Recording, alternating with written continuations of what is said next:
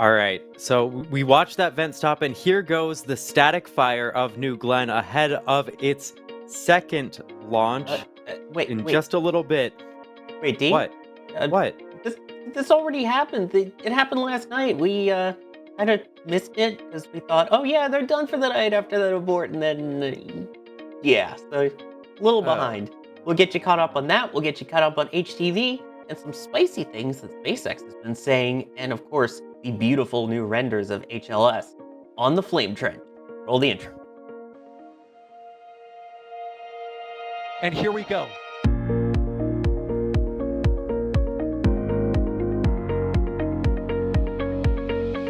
We have liftoff. Propulsion continues to be nominal. R68 chamber pressure looks good. Traveling up. Roger, roger, planet. Water towers fly! Yes! Tango down to nominal. Fighting downside FD off. Bring in FD off. Off. It's orange! R45. Oh my god! Decollage. What is it? Put that in the big bag, Eagle. 343 unfolds to go. Indeed. We rise together, back to the moon and beyond. This methane will be igniting in the flare, correct? Yikes. You bet. Sure. We don't need any more of these.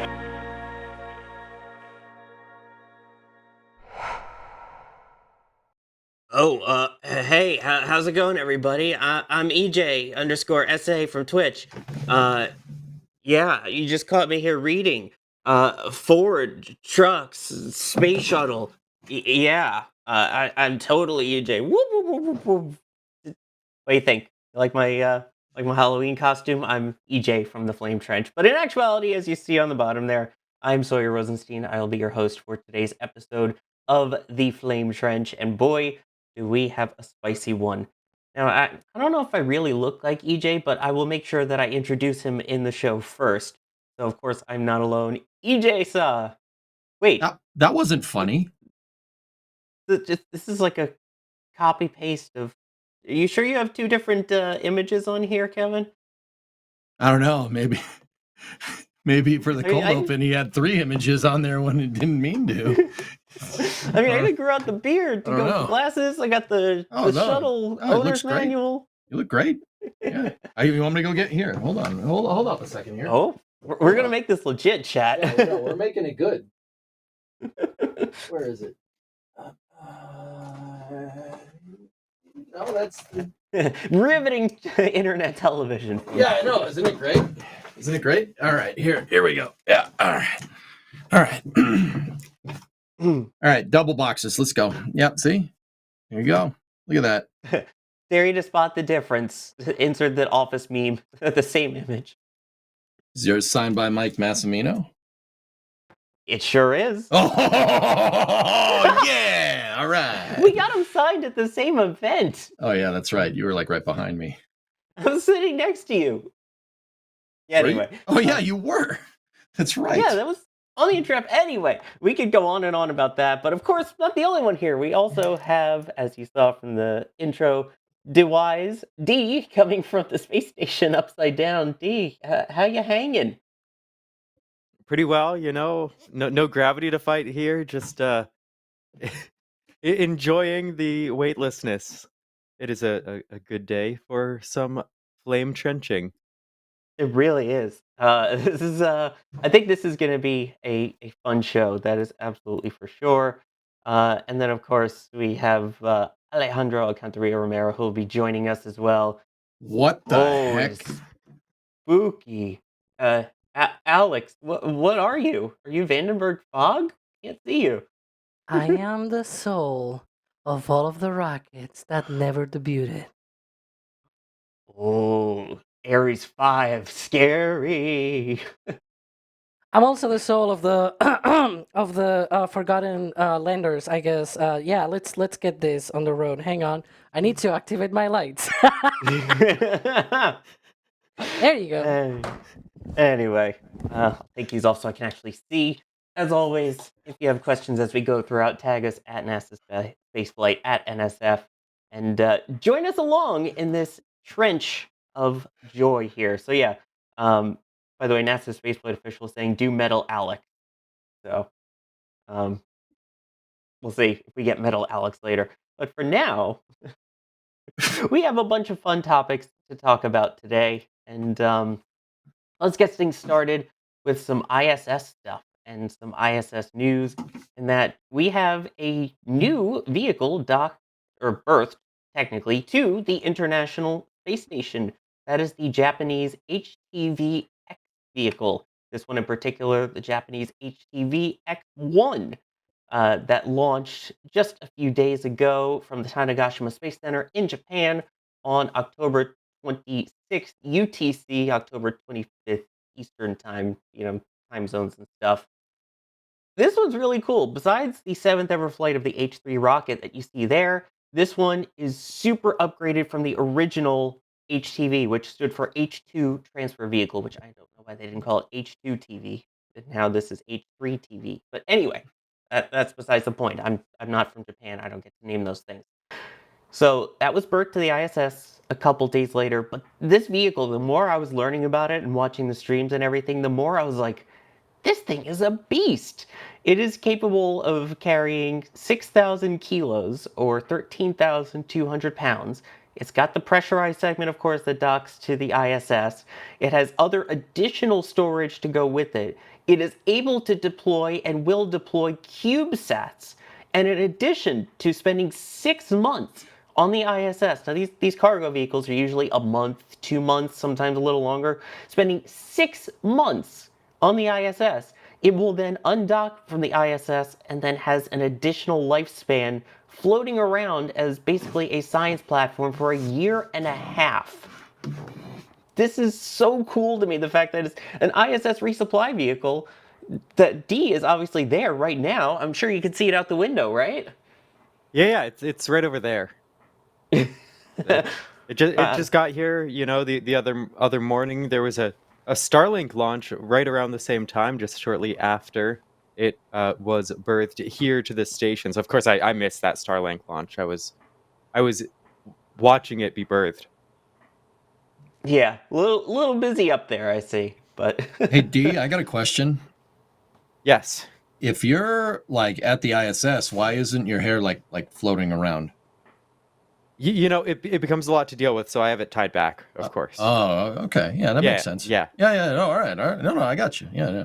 Mm-hmm. It was floating during the pre-show. It was? It was, yeah. Before you joined, it was floating, so that's why D tied it up. Oh, yeah. Okay. Yeah. No. All right. That makes sense. But yeah, anyway, I mean, this vehicle just blows my mind, the engineering behind it. But my other thought process is, cool, this thing is a beast. It's amazing. It can bring up a lot. It has a lifespan, of like 2 years, basically, this thing in space. Is it too late for this? I mean, we're coming up on the end of the ISS. I keep hating to bring that up. It's almost 2026 now. So that's like 4 years away now from the end of humans on the ISS and 5 years from deorbiting. Is it too late to be debuting a new resupply vehicle? Or is it the fact that maybe they're trying to find extra life for it with these other purposes? Could this just be a free-floating laboratory? I don't know. What do you guys think? Isn't this thing supposed to be used for gateway logistics services, Sawyer? It sure is. That's the other thing about it, is it's meant to go to the freaking moon, too. Yeah. But how's Gateway going? Yeah, that's spooky. That's spooky. That's a fair point. That's a fair point there. Yeah, I don't think so, man. I mean, there are still people out there that have yet to debut a fully operational mission with people on it to the ISS. So, hey, always welcome new vehicles, and surely this could be used for commercial low Earth orbit destinations as well. Like, there's definitely a market for this vehicle. I don't think Japan would have built it if there wasn't. What do you get? What is Alex D? What do you guys think? I mean, there are a whole bunch of different commercial opportunities that are going to be coming up. Yep. I So, can play with back or different something. commercial space stations on the way, and of course, as you said, Gateway, and the free floating potential for science, like space is only continuing. I don't know what's happening. Space is only continuing to be explored more and more. And as we continue to build up our presence, even without the ISS, there will be more commercial stations and opportunities for this vehicle and others to potentially uh, show their uses, because we have payloads that are even going up on these suborbital missions to just make use of short-term microgravity. There are plenty of experiments that just need microgravity for a longer period of time. So yeah, even though the ISS is nearing its end, there's certainly plenty of opportunities. So this could kind of basically be its own mini space station. Is kind of the vibe that I was thinking for it. The fact that it's like, hey, uh, this can now just float around for a year and a half, 2 years, and not need the ISS like the old one that you see there. It's just, I don't know. I love this vehicle. I love how multi-purpose it is. But also when it comes to meeting up with other spacecraft and other things like that, is it an issue the fact that it's berthed, not docked? For those who don't know, that means that it has to be grappled by a robotic arm and placed onto a docking port rather than doing it autonomously. Alex, what do you think? There are other interesting things I feel like we haven't mentioned, which is the big difference between how HTV and HTVX differ. Like one of the big differences is like as you look at them, one is the traditional one where you have the pressurized module, right? You have the unpressurized section and the service module with the solar panels sort of attached around it and everything. And you've got the thrusters at the bottom. HTVX, first of all, it's got deployable panels, so it's got more of that. So the propulsion system, instead of having all of the panels and everything, it's got a bit of optimizations here. One of the things that I find interesting is that it's got the unpressurized section on the front, because the idea is that this whole thing will have the unpressurized section at the top and the pressurized section at the bottom, meaning that when it is in the fairing, it's got the unpressurized part on the top, and so you can use the remaining part of the fairing to have unpressurized stuff that sticks out. And I don't know, like CubeSat deployer and things like that. Like you can put things on the other end of the HTVX, which you couldn't with the HTV.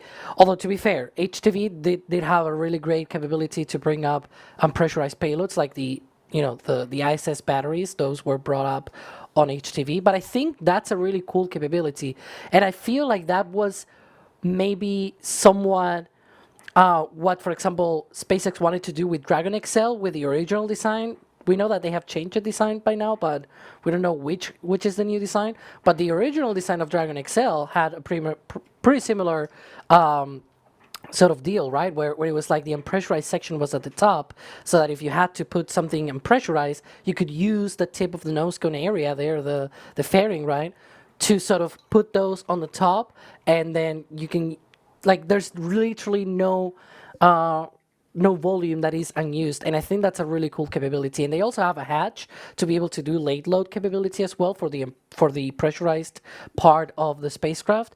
So like that, I think, is really cool, because again, it's not something that was present on HTV, and as we've seen with Cygnus, for example, late load capability is really useful. You've got also on orbit endurance. Like they literally took HTV and made it a whole lot better and sort of Cygnusized, I guess, in several senses. It sort of is a little bit like Cygnus, but it's got a lot of other capabilities as well that Cygnus doesn't have. Like, for example, enough delta V, that if you have a rocket that can send this to translunar injection, it can insert itself into neo-rectilinear halo orbit, which is nice. So yeah, go to the gateway and all that. Hopefully not the gateway, some other station that is more useful. We'll see about that. It'd be the station. It can go to the station that's not there. Yeah, no, that's Exactly. that's great. It's great capability. Yeah, I like the idea of a lunar orbital station. I just don't like gateway per se. But that's a Yeah. whole different thing. Rectilinear halo orbit is something, all right. Yeah. I don't mind NRHO, guys. I don't mind that. I think that's fine. That's all fine and dandy if that's how you want to conduct your architecture. But you know, like if you're going to design an architecture around getting stuff to rectilinear halo orbit, so there's kind of two things that you got to do. You know, you got to build that station in rectilinear halo orbit, which yep, no, and you also have to have a lander, ideally a lander that would be built in conjunction with it to finish the architecture, because the whole point is going down to the moon. So also, yeah, no, you didn't do that either. But we'll talk about that more a little later in the show. You kind of got to have a station to go to get your resupply vehicles to resupply things. I'm just putting it out there. I'm sorry, like I'm not that good at this. I'm just saying. I think that's fair. Is that fair? Yeah, I think it's fair. Yeah. I mean, you kind of want a station to go to. Yeah, you kind of and need again, that. that's part of my worry with this vehicle is it's great. Like Alex was talking about the extra capabilities and things, but most commercial stations right now aren't really using robotic arms anymore. And then also Gateway is gatewaying. So I think Axiom is planning to have one, and maybe Starlab. Yeah, I don't mean to be mean, Alex, but Axiom's planning to do a lot of things. Well, yeah, okay. I don't mean to be mean. Apart from that, there's Just also saying. like for example, part of Starlab's whole deal is they're gonna have Cygnus, for example. So they have a robotic arm, but they're not gonna be using that on Cygnus, because actually what they're doing is they're sort of introducing docking capabilities on Cygnus. Who's to say that you cannot do that with HTVX? Like, Yeah, that's fair. and may I argue one thing? The Japanese know how to build robotic arms, because the station, we talk about the Canon arm, but it also has a Japanese robotic arm on the Kiba module, which could in theory also be put on a different station. すごいですね。はい。 Here's our arm, and here's our spacecraft. Please buy I our gift you my space arm. supply. Instead of giving them a hand, I guess. Yeah, give them a rotary joint. I don't know. Yeah. Anyway. But yeah, I really want this to succeed. Also, I saw someone in chat saying that over time, every vehicle becomes Cygnus. And it's kind of not. That's part of EJ's certainty principle. The EJ certainty principle consists of two parts.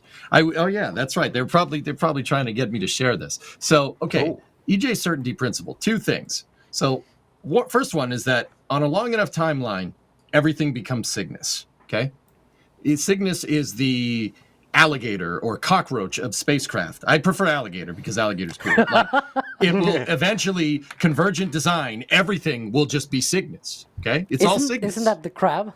Yeah, yes, the crab. That There you perfect. go. Perfect. The second one is on a long enough timeline, everything is shuttle derived. Even Cygnus itself. Yep. EJ certainty principle. It's like Berger's law, but with spacecraft architecture, It's based on the multi-purpose the module, MPLM. whatever. Exactly. Logistics module, I think. Exactly. It is. Which means it's shuttle derived. And that also means that the shuttle was slowly turning into Cygnus. Gateway is also shuttle derived because the gateway modules are based, like they are literally from the same. The ISS, you could say it's also shuttle derived because it's also from the same manufacturer. See? And Starship is also. And Starship is very much becoming a gigantic Cygnus. Yeah, with Dragon Eye and everything. See? I mean, yeah, you're right. Dragon Eye was tested aboard shuttle STS-134, I think it was. See? That means Dragon's shuttle derived too. Oh yeah, Dragon's very much shuttle derived. I mean, Starship is shuttle derived. Shuttle used COPVs. Starship uses COPVs. I guess that's shuttle derived, right? Anything that uses COPVs, the shuttle program is what gave that to us. Just saying. EJ certainty principle. It's a thing. Yeah, I loved it when Ship 36's explosion happened and they talked about the composite overwrap pressure vessels, and people look at the word composite, and given the recent events in certain seas out there, people thought, oh, this is just a radical invention from Elon Musk, and it's like, yeah, the space shuttle had these 40 years ago. Thank you. Yeah, But anyways, 1978. Yeah, good call. like, anywho. So yeah, that's my certainty principle. Everything will eventually become Cygnus, and everything is shuttle derived on a long enough time scale. Yep. So Apollo is shuttle derived, right? Yes, that's correct. Yeah. Yeah, that's course. how that works. He used hydrogen, right? So it's Yeah. shuttle See, derived. Yeah. Alex gets it. He's a pretty smart guy. I'm just saying. So then is Tiangong shuttle derived? Or would that be Buran derived? Well, Buran is shuttle know- derived. Just saying. Well, I have to wonder if, like, some of the Dragon Eye systems inspired or taught lessons to, like, Tesla engineers folks for their vision and driving capabilities. So are Teslas shuttle derived? Well, isn't Dragon Eye including lidar? So Dragon then Eye's it's lidar not- based. Yep. it's- They Yeah, used it's to not be. Tesla. Tesla used to be, but then they like moved away from it, right? Yeah. Yeah,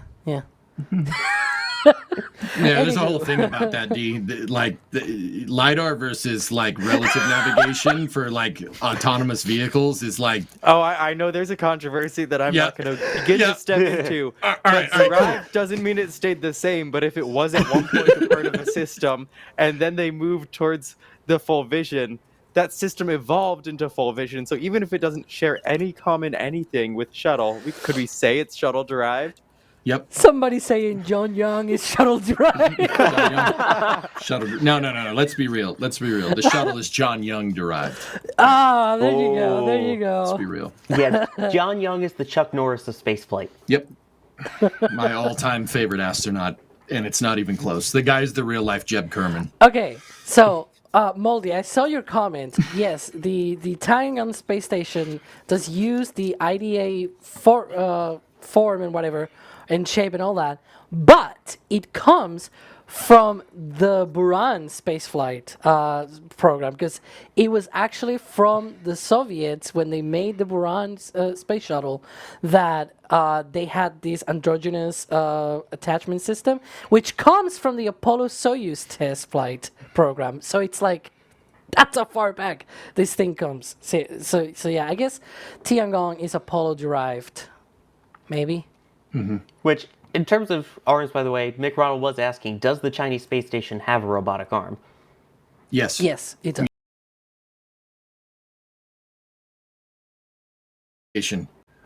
When they added more modules to it, they had the arm grapple one module, separated the modules, and then attached another piece and reattached it. It's actually some pretty trick stuff.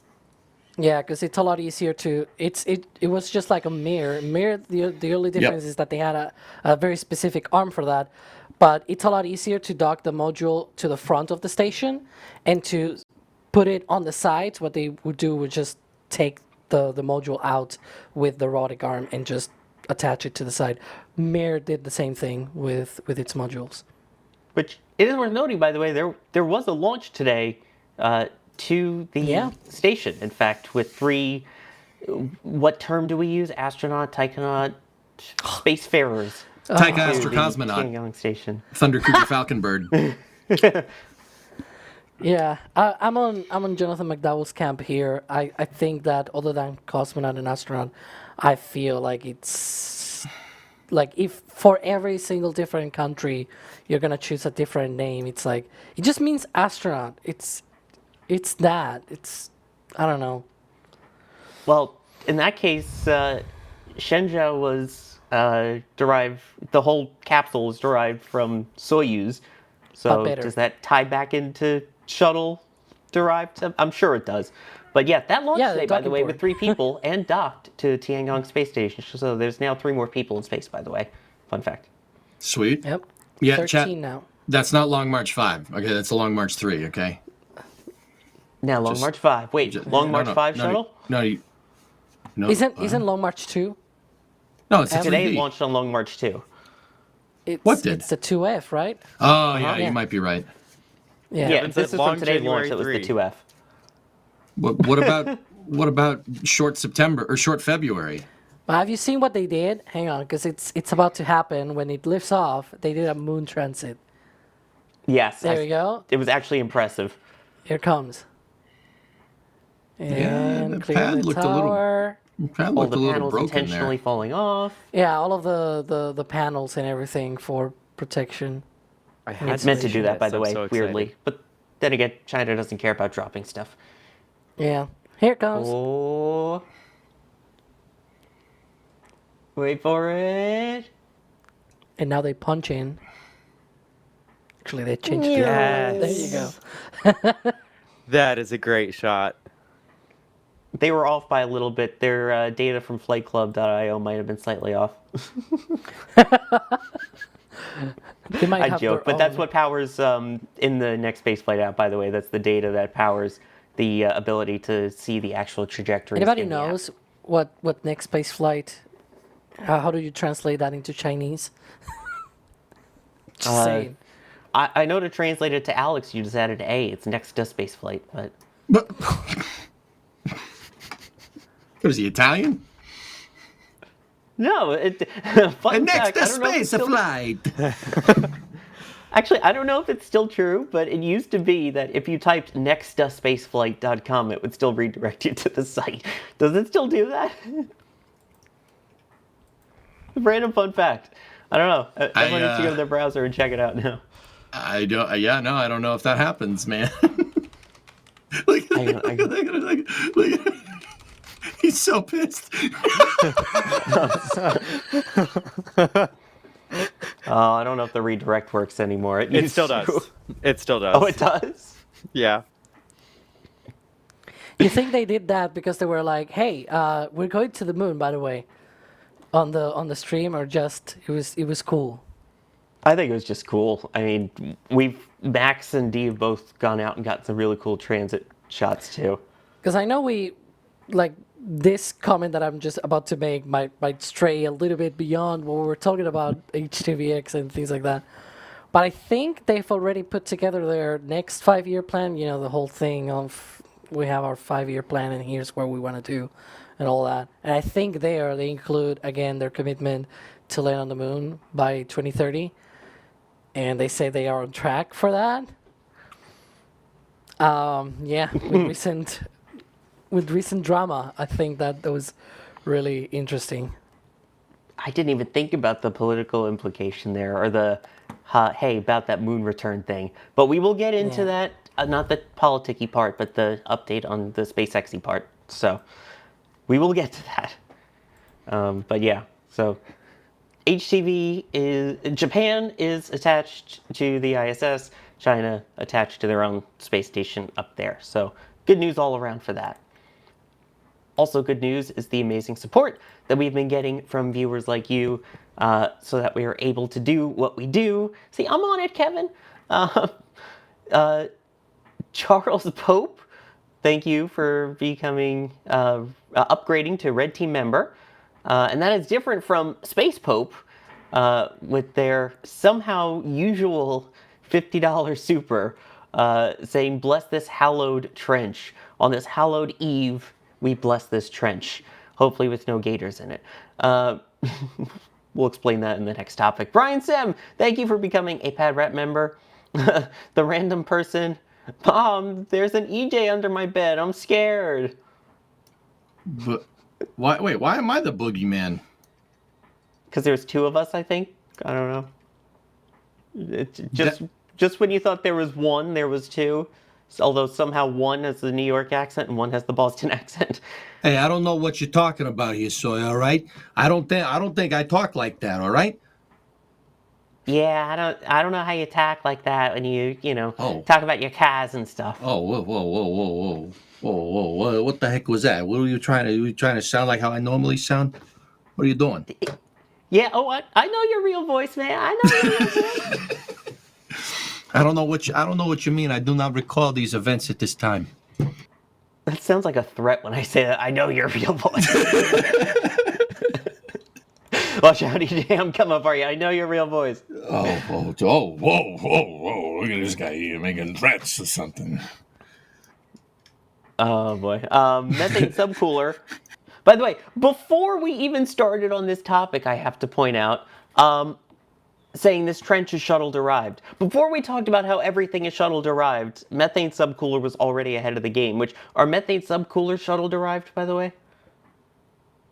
Well, that's a piece of GSE. Where the EJ certainty principle really applies to spacecraft architectures only, not necessarily ground servicing equipment.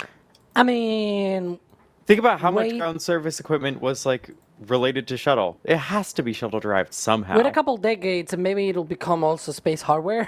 Just put a subcooler in the Starship payload bay. Touche. Nice. But until then, EJ's principle. Z30 Hungary saying shuttle to everything to Cygnus. Yeah.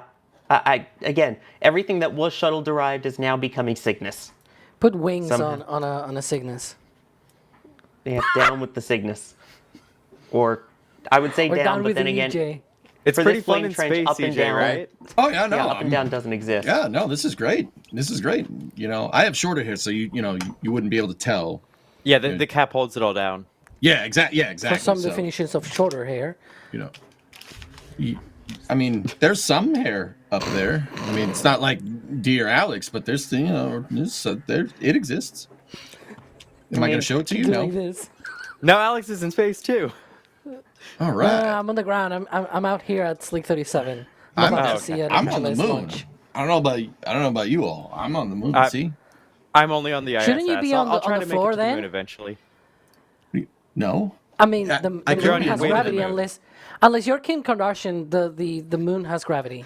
I'm just gonna say this. Oh, why? No. Oh, are we gonna touch on that? Are we gonna touch on that later this show? No. Please, no. I just did it for the joke. Okay, no. No. Please I don't. feel like, yeah, No. we can't. Never bring He's that in up. rectilinear halo orbit still, okay? Yep. Anyway, Mark Ferris, thank you for becoming a Capcom member. Capcom and above gets access to the NSF Discord with all of our fun channels in there. Jack posted a photo that is actually a real bagel in there. So if you're a member and you want to see proof that somehow Jack knows what a bagel actually is, but still chooses to eat his other junk, you can check that out in Food Chat. Of course, also the pre and post show for the Flame Trench, among other things. Telstar86 gifting a Red Team membership, and holy bless this trench. Space Pope gifting 50 Red Team memberships. Wow. Thank you so much for that. If you got one of those gifted memberships, please make sure to give the holy deity of the Flame Trench a big thank you for that. Wow. This trench is indeed blessed now. And we are blessed with views of Starbase right there. We are also somehow blessed with another rocket firing up its engines eventually. Yeah, they're done for the night. All right, we're gonna end the stream. If something happens, we'll spool back up again. Anyway, Yeah. there's a lot more to it. D, New Glenn. Yes, it has been a busy week on the Space Coast here for New Glenn. In addition to the Falcon 9 launches and the like, on Tuesday, we saw New Glenn roll out to 36. And then Wednesday, it went vertical. And then last night, they went into fueling and were getting ready for a static fire test. So we were out there keeping a close eye on it all day. The vapors started around 3 in the afternoon, maybe a bit before that even, but vapors were going for several hours, and then we got to about 8. And here we go. The stream looked like, I guess. Yep.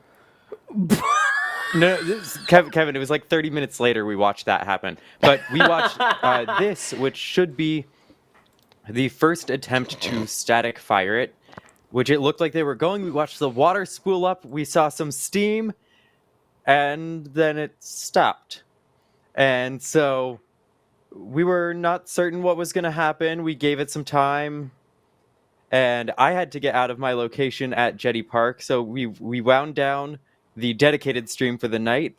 But we were keeping a close eye on things, and then we didn't see them do any like draining. We saw the vapor continue. So at 9:59, we watched as New Glenn fired up its 7 BE4 engines for a total of actually 38 seconds.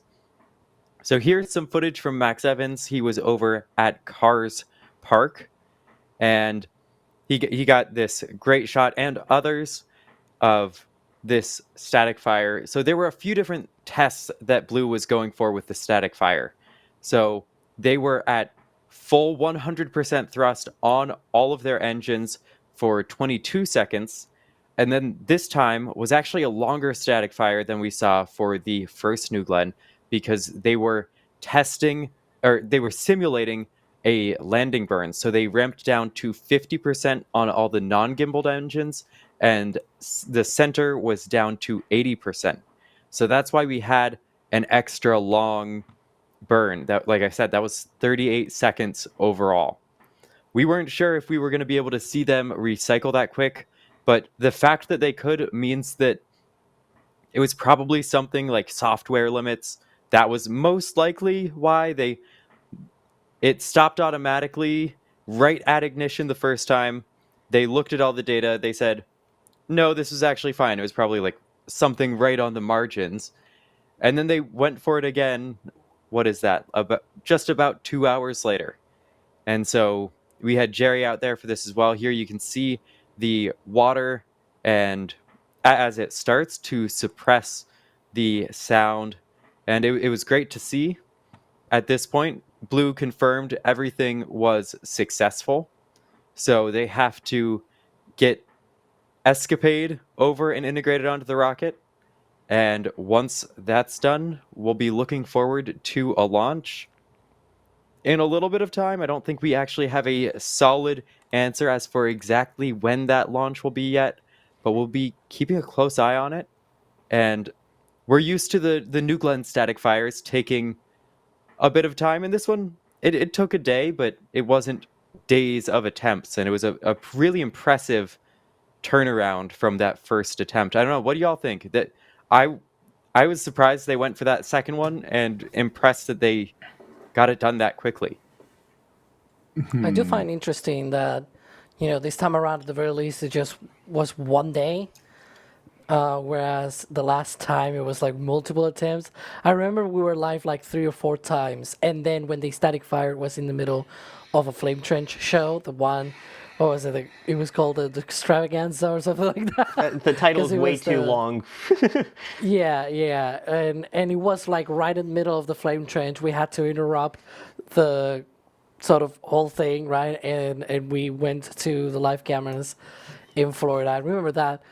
So yeah, like the comparison of how we went live multiple times last time around, and here they rolled out on the 28th. They went vertical and everything, and then on the 29th they did the static fire test. It The took 2 29th tries. They went vertical on the 29th, and yesterday, the 30th, was the static fire test. Wait, that was the case? Hang on. I believe so. Am I doing the math wrong here? You're across Dates the are hard. pond. We'll allow it. It's fine. Yeah, you're in a totally different time era than us right now. We don't enter our standard time era until Sunday. Chat, Alex is from the future. That's what we're trying to tell you. Okay, I may have done a wrong thing on Twist. Great. Oh, no. Anywho, We're giving you an out, and you could have just been like, oh yeah, time it's okay. zones. It's okay. So yeah. It was like one day they rolled out, the next day they went out and did the static fire test, which was my point. There was the gap, because it was rollout day. It was back to back. One day was the rollout, one day was going vertical, one day was static fire, if I recall correctly. Was it like that? Well, my point being, you're destroying my argument here that I was trying to make, that it was a lot faster this time around in the second campaign. Okay, there you go. I still think it was a lot faster. I was really impressed by how quickly they got this done. Like, this is their second orbital launch. And so now it's been 9.5 months since the first New Glenn. Based on what we had heard before, they were originally going to try for a lot faster paced of a schedule. Do y'all think what do y'all think the gap's going to be like before the next one? I mean, I think it's all going to depend on if they land the booster or not. I know it's not a big deal. It seems like in the scheme of things, Jake, of course, agrees with me, but that landing is going to be crucial for them. They want to get that rapid reusability. The rate at which they are producing second stages is way higher than the rate that they are producing first stages, at least from what we've seen tested publicly, given the fact that we know that Glenn Stage 3 was already fired, and I think 4 is there, so they need these boosters back. That, I think, is going to be a huge thing in terms of picking up their cadence and getting them going. If that doesn't land this time, I think that sets them back and slows down 2026 a lot. Couldn't have said it better myself, man. I firmly believe they wanted to land that one on Flight 1, and the fact that they didn't really screwed them up. And sorry, you've said in the past they had a mishap report, and that speaks volumes. There was a mishap report on that Blue Origin flight. That speaks volumes. They got to land this stage, dude. They got to land it. You got a big problem if you don't. Right, and that's literally part of their license. Part of the launch license, just like SpaceX, is the vehicle will launch, it will do its thing to get to space, and the first stage will come back and land on landing platform Vessel 1. If it doesn't land, then that is a mishap again. Literally, per FAA definition now. Now, I will say, I think this one has far better odds than last time around. I was reasonably confident. I think I gave it a 50-50 of landing the first time. I think I gave it a coin toss ahead of that first one because Blue has so much experience with their new Shepard and the suborbital, and this is a different world of landing rockets when you go to the orbital class. But I think we have pretty good odds of seeing this successfully landed this time around. I thought it said don't tell me the odds. We talked about the percentages yesterday a little bit. I think I gave it 80% yesterday for landing, which if that's optimistic, so be it. But I will let myself be optimistic here. I want to see more competition in access to space and more competition of these really massive vehicles, because New Glenn is a really big rocket. Yeah. For those who forget, again, that the fairing on top, which it wasn't the real fairing they used for the static fire, is kind of like a placeholder. Yeah, that's a 7-meter diameter fairing. The vehicle has a 7-meter diameter until it gets to the bottom where it actually widens out to 9 meters. We are talking SLS size on this rocket. Is a big boy. It's chunky. So. It is a chunky rocket, that's for sure.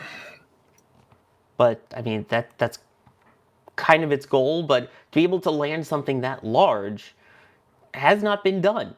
It has been caught something that size before. I catch crud for this all the time. It has been caught, not landed. So Starship has been caught, but something this big has not landed, especially on a drone ship, not on land either. So just an interesting note, and I should say landing as in this way from space. Let me clarify because there's a million caveats there. And I'm sorry, Kevin, can we go back and rewatch that section again? Possibly. The New Glenn is a really unique rocket visually. And I think not enough people have a passion for New Glenn. It's a big lamp. The color Look of at the that. exhaust and the illumination pattern right there as it crossed through the clouds. That's something I haven't seen with any other rocket, and it has to at least in part be because of the dimness of the methalox, allowing whatever hot metals in the engines glowing to be a more prominent part of the light emitted. And so then it's directed a bit more versus if it's just the flame as a whole glowing and soot blocking the light from within the engine itself. You can also see that it gets even bluer as it goes up because there's less oxygen. Like you can see at the bottom of the exhaust, because there's still a little bit of unburned methane, right? These are fuel rich. I mean, most of the liquid fuel engines are always fuel rich. So there's like unburned methane there that burns with the oxygen in the air. But as it goes up, there's less oxygen in the air, so it gets bluer and bluer. And I think that's really, really cool. It's hot, but cool. Yeah. The reason why you get Sure. that color effect, and to build off of what Alex said, the reason why you're getting that color effect, Chad, is because of the oxygen-rich stage combustion. The engine exhaust is, sorry, I made a pun, but very, very warm, very hot, very hot. That's why you get that blue flame and not like a yellowish flame. Yeah, I You can mean, in fact get. Go ahead. I was just going to say, during one of the Starlinks, I was given extra puns as a goal reward, so they will be incoming. Sorry, continue. Yeah, and you can in fact get a similar effect with Kerolox engines if you run it very hot, right? On an oxygen-rich stage combustion cycle, if you run it in certain mixture ratios and things like that, then you can get also a blue flame just from a Kerolox engine. And there's this company out there called Launcher, part of Bast, which has an engine, the E2 engine, that runs like that. Like it's literally a blue flame on a Kerolox engine. So it's super, super cool. Obviously, probably not as blue as that, right? But it really is part of the characteristic of these. I guess the methane, because of its chemical characteristics and things like that, is just a lot easier. Like Raptor, for example, it also has more pinkish way of coloring, I guess, but still in that part of the color spectrum, if you will, right? So yeah. Yeah, Thank you, Alex and EJ, certainly. for... Oh, go ahead. Sorry. Blue certainly earned their name with the flame color, and you can see like with the static It fire. blew us away. I was going to don't- say that don't thank you for encourage this explaining the behavior. blue origin, but yeah. With the static fire, we don't get the blue color as much. So I'm assuming, and Alex, correct me if I'm wrong, that's because when the flame is interacting with the water, it is cooler, or other particulate in there are brought up to a higher temperature and they glow as a result. But the static fire was a far more orange flame, and even the launch, it's a far more orange flame until the moment it starts to clear the pad, at which point you get more of the blue characteristics. Yeah, it's the methane, as I said, right? It's got unburned methane in it. The water, it actually helps keep that unburned methane around, even though it's like, and so what you got is that unburned methane mixing with oxygen in there. You still have some combustion there, and so it produces that orange glow because it's not a very perfect way of burning the methane, right? And so it goes more on the orange side of things. It's not as energetic, and even though the water is there, as you can see there, there's like orange underneath of the pad right next to the engine nozzle. Though if you were to have you can see there even at shutdown, if you were to have a camera right there next to the nozzles, you will see blue from the engines, right?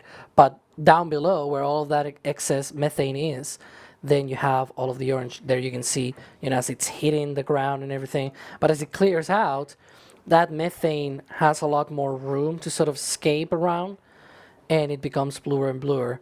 And then as it goes up, it's got no oxygen to burn in the atmosphere, so it's pure blue.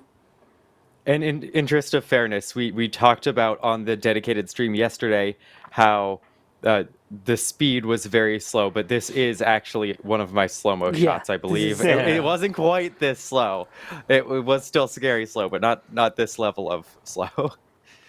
So, perfect time for this question then that I saw. ResistoJet asking, will New Glenn get off the pad any faster on the second attempt? EJ, what do you think? Do you think we see a higher thrust-to-weight ratio, or are they kind of just cool with where it's at? I would really, really hope that it doesn't do what the first flight did. I would hope that they learned something. Now, they were never really forthcoming with the reason why that thing was so slow off the pad, but I'm pretty I'm pretty sure that them speeding up their own footage of the launch in their recap video is a pretty good indication that it wasn't something that they wanted. So my theory about running, an engine configuration similar to Vulcan pretty much went out the window. Maybe, I don't know that for sure. But yeah, I'm fairly confident the next one you probably want to get off the pad a little bit faster. The reason why, guys, is that slow ascent. It looks cool. I mean, it looks like it's in slow mo and it looks amazing. But the engines need to be able to push against gravity. So we're talking about something called thrust to weight ratio here, or TWR for short. If you have 1.0 thrust to weight ratio, that means that the force of gravity pushing on the mass of the rocket downward is equivalent to the force push of the rocket engines pushing it upward, 1.0. So it pushes. So that would basically just be hovering. All right. Obviously, if it's higher, and it was higher because it went up, right? If it's like 1.1, that's fine. But ideally, you want to use your rocket engines to be going up faster, right? And not just there to counteract gravity. If you don't, a closer thrust to weight ratio that's around 1, like maybe 1.05 or 1.1, you're incurring in rocketry what's called a TW. Yeah, dude, it showed up on the screen. That's actually pretty sick. You're incurring what's called a gravity loss. Can we make that gravity loss? Can we make that show up? Kevin? Gravity loss. Say it with me. No. All right, cool. He's just going to leave There it it is. Oh! Yeah, gravity loss. And now follow the bouncing ball. Gravity loss is it will very much hamper your delta V, change in velocity here. Long story short, it's not very efficient to just kind of sit there and go up really, really slow. The Saturn V did that because it had to, because the design was basically stretched to the very ragged edge of working. So the Saturn V had a slow liftoff. Blue Origin with a Pathfinder payload for Blue Ring up top, which is nowhere near the projected 40-ton capacity that Blue is shooting for, it should mean that it should have gotten off the pad faster, and it didn't. So something to consider. Sorry, I mean, that was a really long way of saying, yeah, I think the next one will be different, but there you go. Let's put it this way. It should be. Sorry. Yeah, they kind of have to at this point. That was extremely slow. And yeah, as you pointed out, not big payloads. And Escapade, also not big. They're two tiny little satellites that they're going to be sticking on top. So if it's still slow with that on it, then yeah, that's a bigger issue. Yeah, so dude, Escapade. Go ahead, D. Combined, it should be about 2,300 pounds-ish. But I'm not sure if we know what the mass How much is that in kilograms? The Pathfinder. About 1,000. Yeah. It's a little over 1,000, Alex. And so I'm not sure what the Pathfinder for that first launch was at payload mass-wise to have that comparison. I think it was about the same, right? Like a ton or two. It was carrying just like the really core avionics and things like that. I would argue one thing that we really don't know if that was planned or not, right? So there are three versions, I guess. The first one is that they did not plan at all to have reduced thrust or anything like that. Second is that they did plan. And the third option is that both happen at the same time, meaning that they planned on having a lower throttle setting, for example, and then when the engines actually fired and the thing started to lift off, it actually created less thrust than they expected. But it was already in the air, so it's not like they can do anything about it. Like, there are three options, three possibilities as to what happened there. Either they not intended to do it, they may have intended to do it, and then maybe it was intended, but it was even more than they expected. Like, it could be all of those three. In each and every one of those, you could think, well, the unexpected part of the equation, for example, if it was unexpected, then that's not great, right?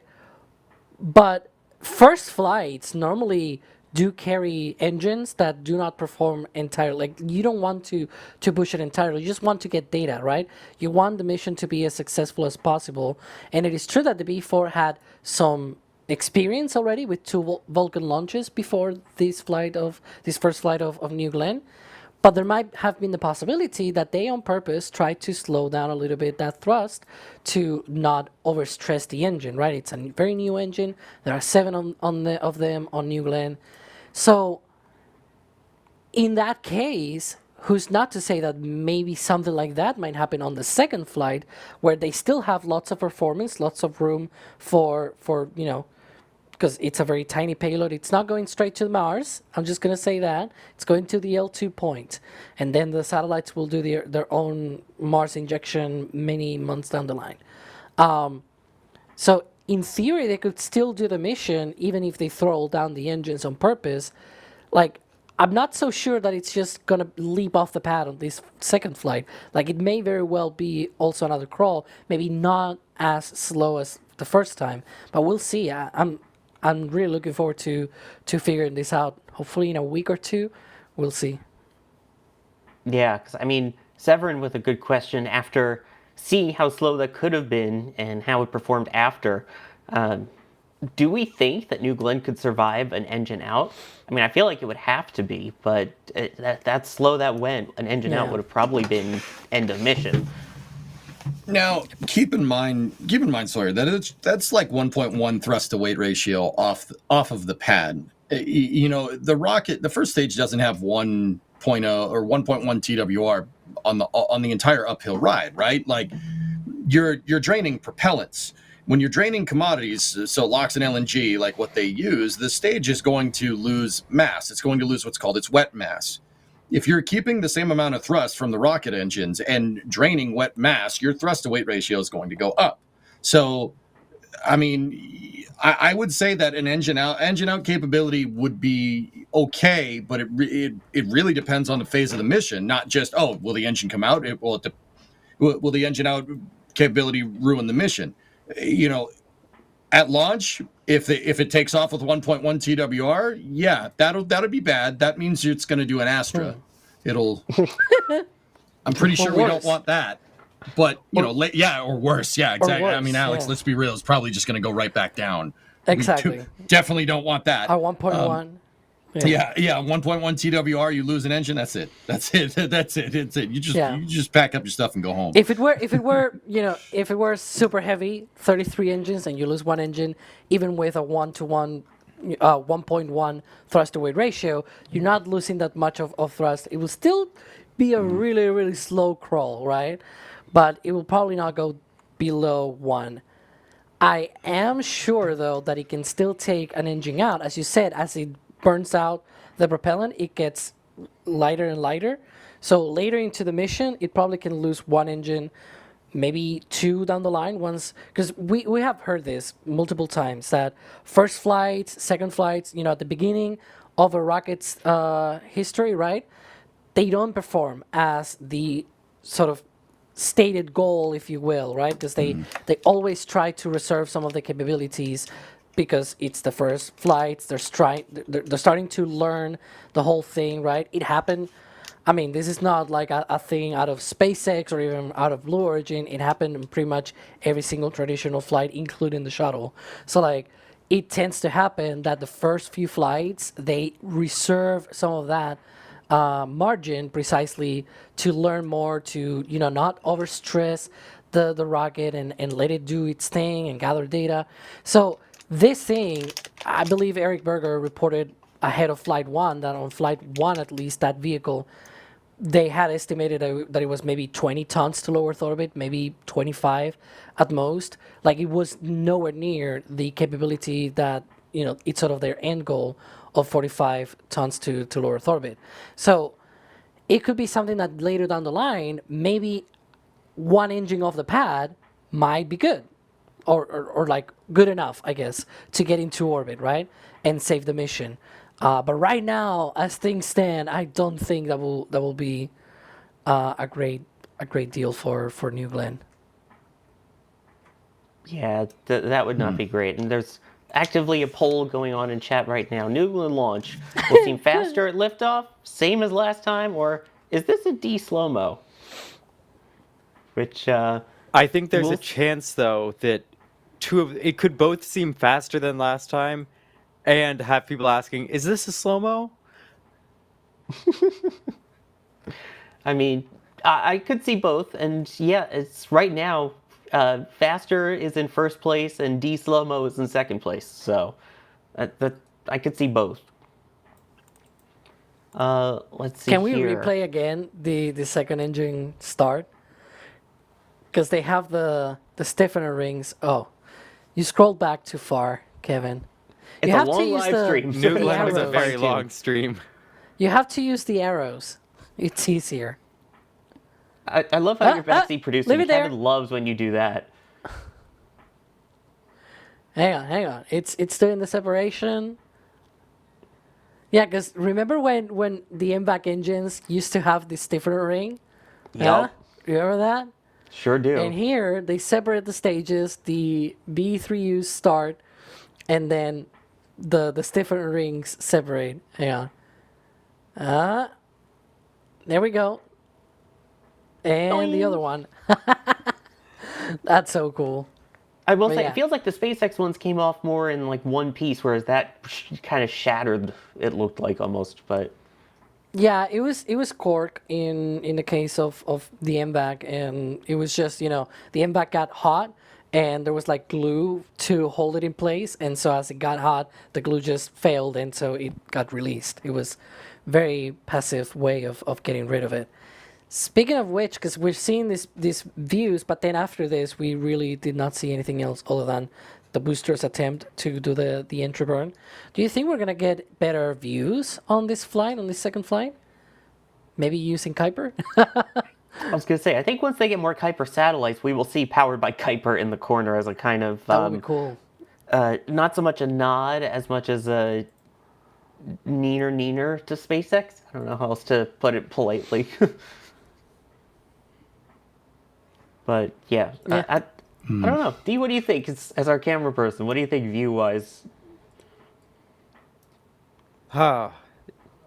So, I'm looking forward to this one way or another.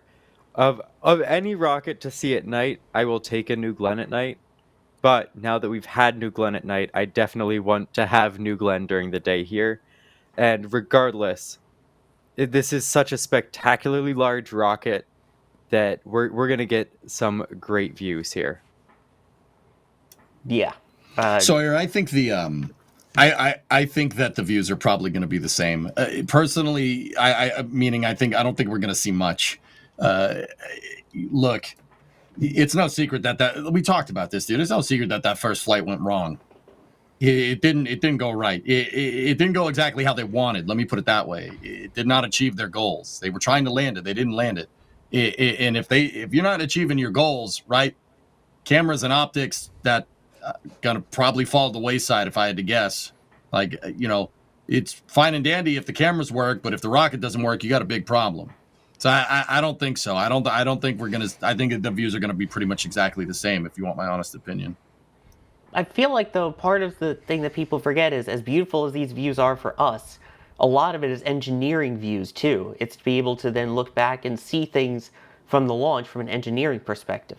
I'm sure there's also other engineering cameras that we might not see, like how SpaceX accidentally used to be able to hack in and see the ones that were looking inside the propellant tanks in some of their earlier flights.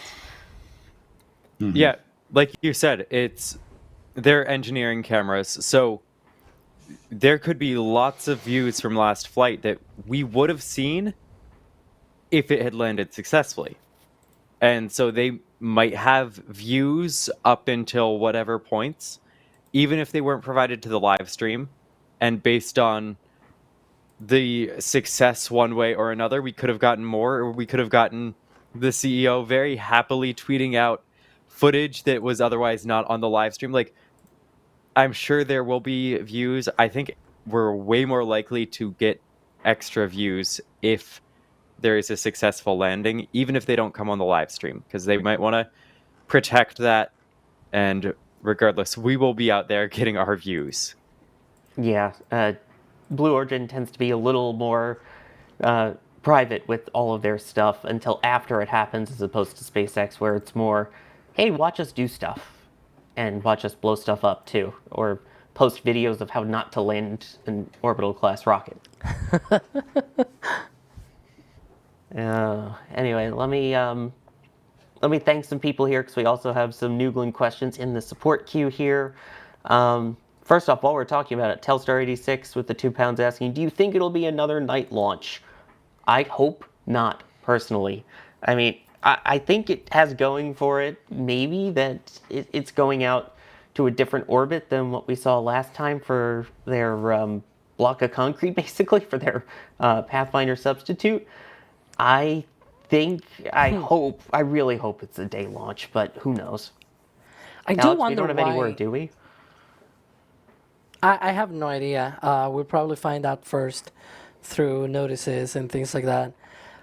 But I do wonder why their first launch was a night launch, because technically, because the Pathfinder payload that they had, right, it was sent into a medium Earth orbit, and one of the things that was interesting to me at the very least was the fact that they had a night launch. Like, do you really need a night launch for this? It's not like your target orbit is gonna, like, is it really dependent on like the Well, sun or something like that? I don't know. It felt weird to me. I think they might have gone for a night launch specifically because they didn't have any sort of specific thing they needed to reach. Like, if they had to reach a trajectory, then that would be the determining factor for the time. If they don't have a trajectory that's super specific to reach, Yeah.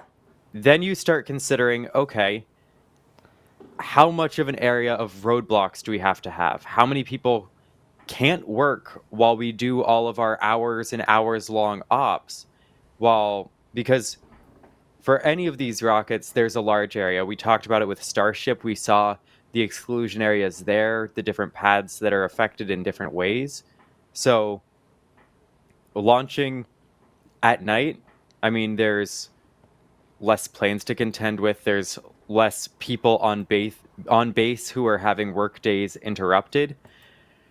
So See, I'm seeing a I lot of guess we people wait and in. see.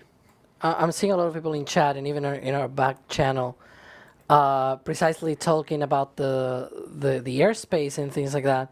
But lately, one of the things that's been happening, and I guess it's a benefit of Falcon 9 only, I don't know, but I've also seen this with Atlas 5 and Vulcan, where if it's not going technically northeast, for example, the launch, then the area that they close is actually just straight to the east. They don't close, and they don't close the north. And the reason for that is because the approach to Orlando for north, northbound from the east coast, comes from the northeast. So if you close the airspace there, all of the planes have to sort of squeeze around all of that and have to take a much larger route. And so that's one of the things that we've seen recently, even with Atlas 5 and Vulcan, which, to be fair, they don't have all of the newer stuff of the automated flight simulation system and whatnot that SpaceX now uses on Falcon 9 and Starship and all that. So I really wonder if that was just not in the consideration. I will probably have to go back and look at the area of the TFR, of the temporary flight restriction for that launch, because I really am a bit weird about why they're doing this in this way. I think, hang on, for Bandwagon 4 this tomorrow, I think it is, tomorrow night, it's also sort of squeezed. You don't have the north part because it's going southeast. So if it's not going north, why should you close the area to the north if it's not going that way? So it's also to the southeast. So I hope that at very least this launch gets the daylight treatment, and that we see it in daylight, and we're able to sort of compare visually what nighttime versus daytime looks like for New Glenn. And maybe we get also a landing on Jacqueline, also in daylight. We'll see. Yeah, which, by the way, does that affect the port at all? Because for those who don't know, LC-36 is pretty much the very tip of Cape Canaveral Space Force Station. Once you get beyond that, you're right near the port, which is one of the busiest in the United States, if not the world. It's home to a tie for the largest cruise ship in the world at that port. Does that play any role in it? Especially given that if they're targeting currently the 9th, that's a cruise ship day. Well, we've had cruise ships effect launches before, and we've had the sort of cutoff where the ships have to take a turn to the south to avoid hazard areas. Here we're taking a look at Dave Limp's tweet from last night after the BE4 is lit up, confirming the success and going into detail on the sort of methodology and what they were testing here with that landing burn. Yeah. I wonder if that would have an impact. Again, it's just the location of things for me there is interesting. Because obviously, yeah, it closes pads that are around there. And at that point, there are absolutely a lot of areas there. But I think it's right on the edge of the exclusion zone. But yeah. And interesting. Also, just going to say, since Alex got to do it the other day when he said he called it for the S-turns for Starship, I called it on the testing when it looked like it throttled down. I said maybe it's because they were simulating the landing. Yeah. Oh, it feels good, Alex, to do that. I get why you wanted to. You've heard of Sawyer flexes, but This Sawyer is not the told you TFR so? though. This is the water side of things, the broadcast notice to mariners.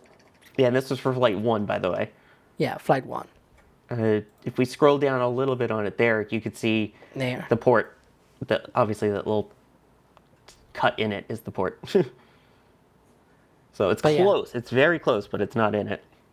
But if you turn a little bit to the north when you're leaving, or if you keep going straight east too far, yeah, then we get range violations.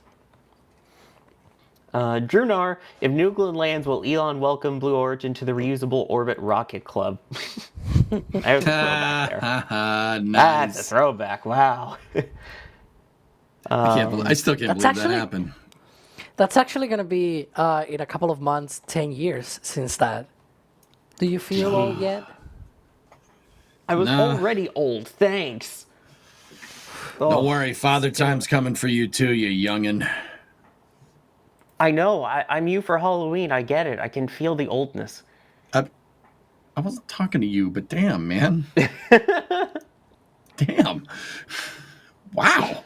Ow. Sorry. When you get a New Yorker and a Bostonian together, you know their friends win. Man, if I spoke to you in my native tongue right now, I'd get banned off the internet. I'd get canceled so fast. But because you would say that to my face is also why we're friends. Of course, that's how we communicate, man. Yeah. Somebody talking about native language? No, silencio.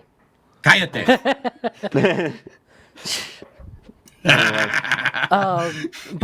But yeah, so we had that information of what they were doing there with the engines, which I think it's very clearly one of the problems perhaps of what they had on Flight 1. Dave Limp mentioned, these interactions between the plumbing for the engines that are lit versus the ones that are not lit, right? And how there's stuff going on there. I wonder if that was Pogo, Bogo? Just saying. Wait, No, say that it's- one more time, Alex. I was Pogo. talking to Chris B. What was Pogo? Okay, so Dave Limp made reference to the reason why they did the shutting down of the engines was to characterize the interaction on the plumbing between the engines that are lit up still and the ones that are shut down. And one of the problems that they had was during the re-entry of the first booster, it did not light up correctly, and apparently they did some work on that related to the bleed of, so like engine chill when they chilled on the engines and things like that. So I do wonder if there was something related to that, but also something related to, how the plumbing reacts to, having to relight the engines as you're coming in at hypersonic speeds through the atmosphere. Like, there's probably a lot of interactions there and vibrations, and I don't know. But it did sound like that characterization of I don't know, it did sound a little bit like when SpaceX tried to do that with Starship as well, because they broke the plumbing, right, on Flight 7. I don't know. But I wanted to... I mean, they said that, maybe, dude, but they said that it was an engine bleed control system, right? Like, that they said that it was the engine At least chill one down? of the things. Yeah. 'Cause like propellant there were management stuff. I mean, 7. maybe. At least according to the FAA, there were 7 things that were changed, things that essentially they identified as sort of part of the cause for the booster to fail. I mean, it didn't even got to the landing part. It failed during the reentry because it was not able to produce enough thrust to be able to slow down, and it broke apart. So, yeah, if they're also trying to test the other things and get data out of that, not just the engine chill part, but also the interactions of plumbing and whatnot, I'm really curious about that. I really wish Blue Origin were like, this is what happened, instead of, we're trying to get this sorted out, we'll see what we do. Right? I don't know. It kind of feels like that. And for the without people that any more. don't, yeah, for the people that don't know, Alex is talking about pogo oscillations. So that means just with rockets are really loud. There's a lot of stuff that vibrates. It literally, I mean, And pogo, it's really, a it's pogo really, stick. yeah, it's really easy to hit a resonant frequency and have something shatter. Like if you guys have ever seen like a resonant frequency of like a glass, The like glass. there's a pitch, it'll just shatter into a bajillion pieces. It's really easy to hit these resonant frequencies with rockets. That's why rockets go through a lot of vibration testing, where they basically expose it to all different types of frequencies of vibration. So like, really, really, really like high frequency shaking and then really low frequency shaking to see what breaks. The thing is that that's hard to simulate. It's hard to simulate. I mean, unless you're static firing or flying. Flying is the best way to test it. I mean, we saw SpaceX bear the fruits of that labor. And Blue now too, if what you're saying is right. But yeah, just in case anybody didn't know what pogo was, it means something shaking inside of the rocket and it broke. And if you allow me like 2 minutes, bit of physics, very simple physics. All right, you're I'm in timing a you. swing. You're in a swing and you're sort of oscillating back and forth, right? That has a natural frequency, a frequency of the motion by nature of the materials of the swing, the wind blowing on you and all. Like there are certain things related to that specific material and the specific. So the same thing happens with atoms on or molecules or whatever on different materials, right? So this is very hard to simulate because you really need to have a really good characterization of the materials and the way that those materials interact with each other. And those interactions are really, really complicated. We're talking about microscopic interactions here that they need to get to. And so it's a really complicated problem. Dude, 42 seconds. I said 2 minutes and it's less than 1 minute. Now you have to talk on your own for another minute 20 seconds before we come back. I'm not going to do that. But yeah, it's a very specific part of the whole vibration problem and everything with rockets. Pogo is just in sort of the longitudinal direction, like we see here on the fairing, right? From bottom to top, that is the kind of oscillation that you will have. You also have oscillations in other directions and whatnot, but Pogo in particular is that, and it is very important because normally your transfer lines run through the length of the rocket, and those are mostly the ones that are usually at fault and also get affected by these kind of oscillations. Yeah, they are red E. That's a pun, yes. Sawyer, I feel like there's been a lack of puns this stream. Oh, I'm aware. I'm saving up. I thought, didn't you like specifically earn them? I'm saving up. I got 5 extra. Yep. Oh, from one of the Starlink streams the other night. That was one of the goals, and the goal was met for me to do a whole bunch of puns. Don't worry. Well, the nice thing is, once this rocket finally does go on its second flight, we will either way be able to say blew up. Because either it blew up or blue went up. How's that? You're stealing my pun from earlier. No, that was the origin of blue in the engines. That was blue origin. This is blew up. Blue engine for? Well, Engine 4 going up into space. That's what Engine's for. But if you want to know when when all these things are happening, keep an update on the latest space news, get some information about stuff in the shop, get some behind the scenes from all the team members here at NSF, don't forget, you can check out the Rocket Recap, which is our newsletter here at NSF. It is free, and we don't spam you with stuff. We just send you a nice little neat update of things going on, things coming up, and it's really cool. It's a fun little way to stay updated on everything without having to keep track of all of our 24/7 cameras all the time. So make sure you subscribe to the newsletter. I'm sure the link to that will be blasted many times in the chat right now. And so, yeah, that way you can get your news to the letter in a newsletter. Help, I'm stuck in a pun factory.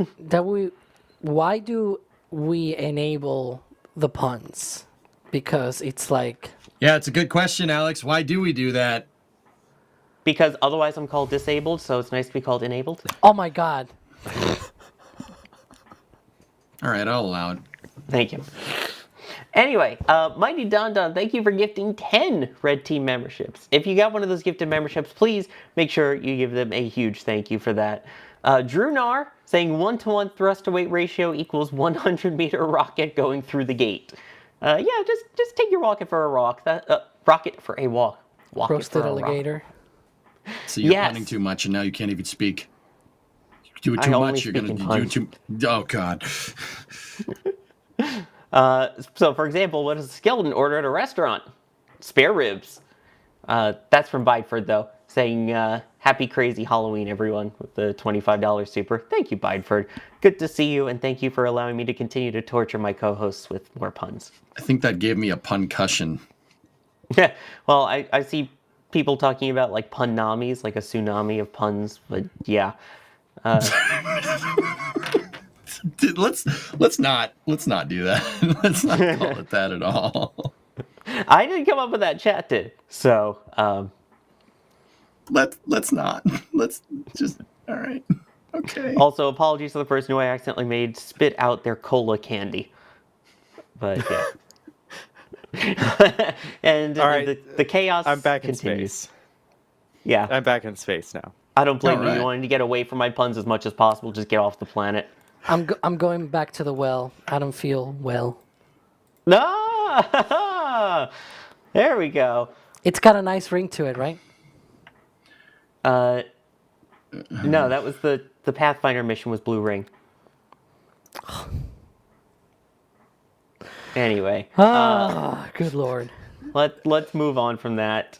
Alex, look what your punning has done to Alex. Look at it. Look.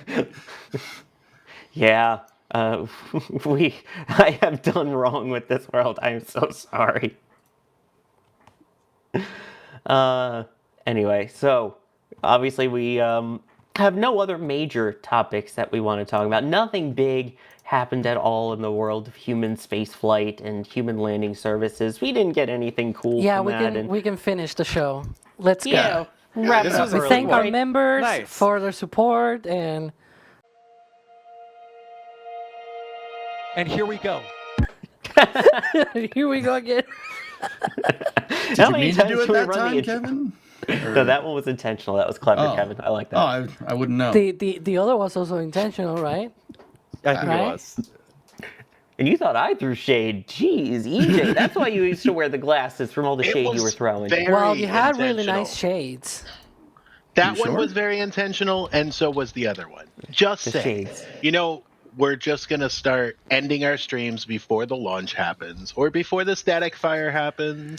You know, a fully fueled rocket on the pad, and we end the stream. I don't know. I'm salty. I'm a little spicy today and last night. Well, if you're salty and spicy, let me put you on my grill. Can we talk about something sweeter? Like, Alex, it's Halloween candy. What are you dressed as for Halloween? I'm pretty scary as myself, so I'm myself. I mean, I said Wait, I was Kevin's on here. That means we can talk about Ares 1X, right? No. Yes. No. Yes. No. Yes, No. Yes, We need to get Jay in here.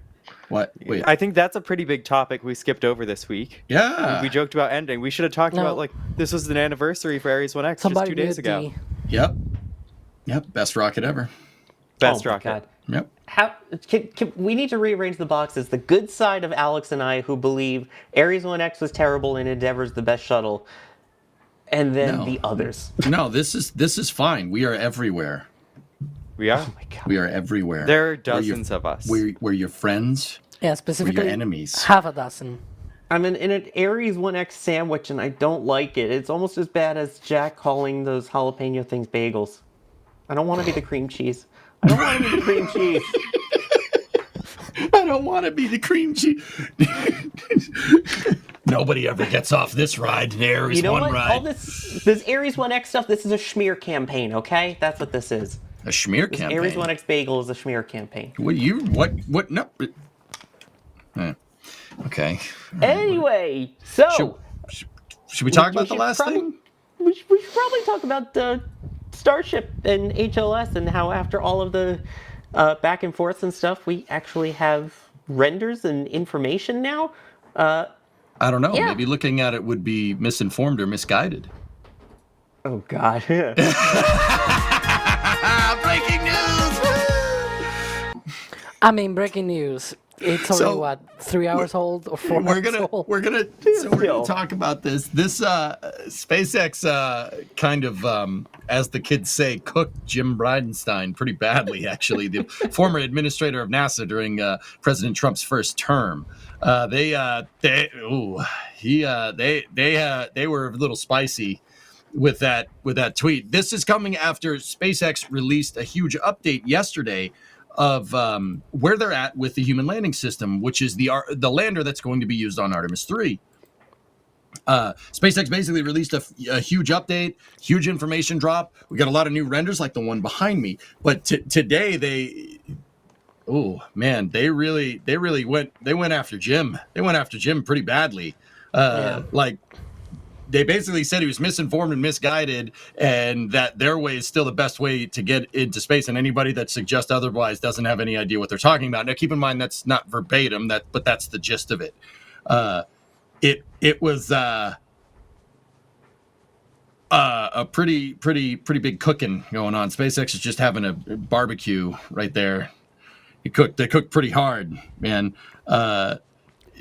I mean, guys, look at some of this stuff. This stuff's insane. They basically said how the decision to select Starship in April 2021 was made by a consortium of people that Jim Bridenstine set up, right? And how SpaceX won this contract because they were the best option and the lowest price. And they said that anybody that's trying to, like, reopening up HLS is a huge mistake. And anybody that's trying to insinuate otherwise doesn't have any idea what they're talking about, which is, I don't know, guys. On one hand, that's kind of right, but on another hand, like, whoa, they would even go so far as to say that, you know, the whole HLS program, you know, like Jim talking about the HLS program nowadays is like revisionist history, which is crazy. I didn't see SpaceX throwing around, like, wasn't really ready for SpaceX to be throwing that around, but either way, that comes off of the HLS update, which yesterday was really awesome. But yeah, I want to talk about that too. But this is actually kind of crazy. The reason why they went after Jim, guys, is because he in a Senate congressional testimony for the Commerce, Justice, and Science Committee, Jim went up there and testified and said that Starship is a great system, but it's not the fastest way to get back to the moon. And SpaceX, I mean, this congressional testimony was a couple of months ago at this point. But SpaceX didn't take too kindly to that. And it shows that they really don't like the fact that NASA and Sean Duffy, the interim acting NASA administrator and lumberjack, is also okay. I got a snicker. All right, I'll go with that. Is trying to open up the HLS contract to try and get people back to the moon more expediently. The SpaceX clearly is not too happy about that because NASA is reopening up a contract that they already won, which is very interesting. Now, that's not to say I mean, Jim's also a lobbyist. He's a lobbyist for a group called the Artemis Group, and that was mentioned, right? The Artemis Group they're advocates for going back to the moon, and there's in the Artemis Group there's a lot of legacy aerospace contractors, which is not necessarily a bad thing. But here's the thing, guys. SpaceX has said that, Jim's kind of going against them. He's going against the grain. He says that, there's faster ways to do it. SpaceX has shown their architecture. They had a huge architectural drop yesterday of where they're at with human landing system and how they're progressing towards it, et cetera, et cetera. I mean, the short story, the gist of that update, guys, is that the gist of the update is that they're making good progress. Block 2 slowed them down a little bit, but they're making good progress. And once Block 3 is up and running, then they'll roll out an HLS and they'll go with it from there, which understandable. Nothing we didn't really kind of know, but SpaceX has their entire architecture out on the table. We know what they're going to do. And it's very interesting that, Jim would go around saying, oh, well, that's not the fastest way to the moon. We have other ways to get to the moon. If I'm recalling correctly, he said in the Senate congressional testimony that Gateway is the fastest way to get back to the surface of the moon. Sorry. I didn't understand that one either. But, okay, so to get down to brass tacks, guys, SpaceX we know their architecture. And look, I like Jim. He did a great job as NASA administrator. He oversaw DM2. He did a fantastic job with this. He's responsible for kind of giving the Artemis program his name. However, you're going to go around and you're going to say, A, that SpaceX isn't fast enough, B, that Gateway is the fastest way to get to the moon, and C, well, there's this thing. Gateway is not a lander. You're not even going to say what the lander is, right? So those three things right there, okay, how can you go and say that SpaceX is, SpaceX is not going to get us there. They're not going to get us there in time. They're not going to get us there in time. Okay, where's your architecture? Where's yours? Where's yours? Because maybe we'll be able to judge. What's the plan? I mean, it's very clear that the legacy aerospace contractors do have a plan, because right after Sean Duffy a couple of weeks ago said, I'm reopening up the HLS contract, Bob Benkin, who's the vice president of I'm not sure what the exact job title is they work on experimental architectures, like the space architectures and stuff. Bob Benkin, the guy that was on DM2 with Doug Hurley, he came out and said, we have a 30-month plan for getting a lander, for getting a lander to the moon. So clearly this is some kind of orchestrated thing, right? It's obviously some orchestrated thing that Lockheed wouldn't just come out of the woodwork and be like, oh yeah, we're working on lunar landers. Yeah, well, we've always been doing that. Why wouldn't we? Right? Okay. All right, if this is clearly some orchestrated thing, all right, I don't necessarily mind Jim lobbying for an effort to build another lander or get there quicker, but to denigrate SpaceX and then say, oh, I've got a plan, I'm just not telling you what it is, you should choose us, and we should reopen up HLS, and you should go with our plan, and I'm not telling you what it is. We've heard nothing of the architecture of this other plan, right? Is kind of, I kind of got to agree with SpaceX, and until with what SpaceX is saying, what are you doing? You're going to propose that SpaceX's way, which is we know that architecture. You're going to propose that way is the best way to do things when you have no plan, at least publicly, right? What are we doing here, guys? What do you think? Do you think SpaceX is right for going after Jim, or do you think that Sean Duffy opening up HLS is a good idea? I don't know. I would really want to know what the legacy aerospace contractors' plan is for getting people back to the moon before 2028, by the end of the serving president's second term. Which one? I don't know. Where do you guys come in? Alex, talk to me, Goose. What do you got? I have lots of thoughts, as always, but specifically because there's so much going on, right? It's like woo, woo, woo, woo, woo, everything all at once, and it's like, how do I even react to Jim Bridenstine? In this case, it was also another NASA administrator, Charlie Bolden, and then you've got also Doug Lovero wrote an article with other former NASA big heads as well, like in September, I think it was. Is that the during Doug the day. Lavero that Yeah. got fired from NASA for So sharing, contract solicitations out of time? I think the he said- same one, and Oh yeah, it's the same guy. All right, cool. he co-wrote an article precisely sort of talking about how the old model was better and everything, and that was, I think, in the September timeframe. I really will need to look it up, but I think it was around that time. Yeah, it was September 2nd. That was the same day as the hearing by Jim Bridenstine at Congress. That was Douglas Lovero, Doug Cook, and Dan Bacher. I don't know. But yeah, they all three were part of. So yeah, it says here, Doug Cook is former NASA Associate Administrator for the Exploration Systems Mission Directorate with a NASA career of 38 years. The other one is the former CEO of the American Institute of Aeronautics and Astronautics. So like, you have a lot of these people, multiple different people from NASA, from industry, from different, like it just seems like a concerted effort to tear down SpaceX's progress on Starship, and I think maybe this is tinfoil hat moment from me, but it does look like that. But it will not be the first time that SpaceX has been through this. I mean, I don't know if you remember this sort of old Pratt and Whitney sort of poster where it was like all the idea of others making noise, this is our way of making noise, and they were super proud that they were able to do 14 launches in 2010.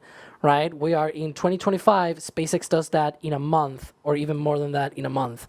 Right, like Yeah.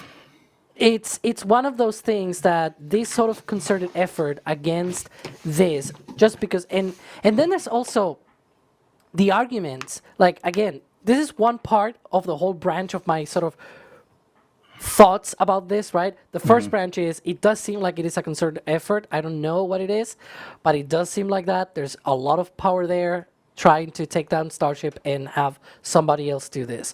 Then there's the other part as well, which are the arguments by these people where it's like, it's a lot of launches. Why do we need so many launches? Like, it seems like they want to revive again this sort of Apolloistic, oh, come on, sort of view of going to deep space. And it's like, dude, get on with the times. We are not back in the 60s, right? Like, this thing can land 100 tons on the moon, and the only way that you can do that is by having those multiple, like that dozen of launches.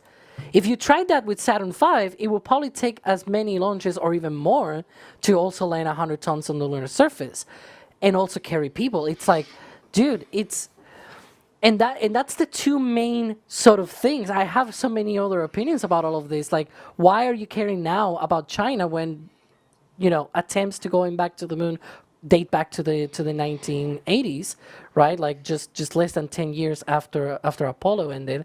And then you've got also multiple other options as well there to blame. Who do you put the blame on? The Reagan administration, the first Bush administration, the Clintons, the second Bush, right? Like, and then Obama. Like, you have so many different presidents that have come and gone, and they have promised to go back to the moon and everything. And the whole reason there was no actual commitment, it was because there was not a pressure like they have now with China, right? Now it's like, oh, we want to go back to the moon before China, and it's always China, China, China. And so I don't know. It just and so Sorry. that's another one of these branches of different opinions that I have about all of this. And then there's a part about, I like the part of, trying to make as many efforts as possible to get there fast and all that. But I also think it shouldn't be with a less optimal, to put it in a very nice and for all public description, if you will, a very suboptimal way of getting back to the moon, right? A sustainable architecture and all that. I think it's a lot better than having to rush it now in 30 months. And then, as you said, who is even available to do any of that in 30 months? Well, that's what I'm Probably no saying. one. Like, Alex, I kind of agree with that. But, do you think we could make like a copy of the LEM? We can make a copy of the LEM in 30 months. I really don't think that's that big of a deal. Like, we talked on the last Flame Trench about, an Orion-derived descent module and an ESM-derived descent module. shuttle-derived problem. Did it really say that on this? Yeah, it did. Okay. Yes. Anyway, if we're using non-sustainable ways of getting to the moon, so like a two-stage hypergolic thing, this is a doable thing. And sometimes, and I know, despite what I just said, sometimes going with what you know is probably a good place to start. We went to the moon with a two-stage hypergolic lander last time. Maybe doing it again is not the worst idea. But Alex, like, that's the thing. It's an abstraction. We have no idea what they're planning. Yeah. They're like, oh yeah, no, choose our plan. What's your plan? Oh, don't worry about it. It's a 30-month plan. Yeah. And, it's fine. And once again, don't worry about it. Oh, sorry, D. Go ahead, because I've already talked too much, and you have opinions as well.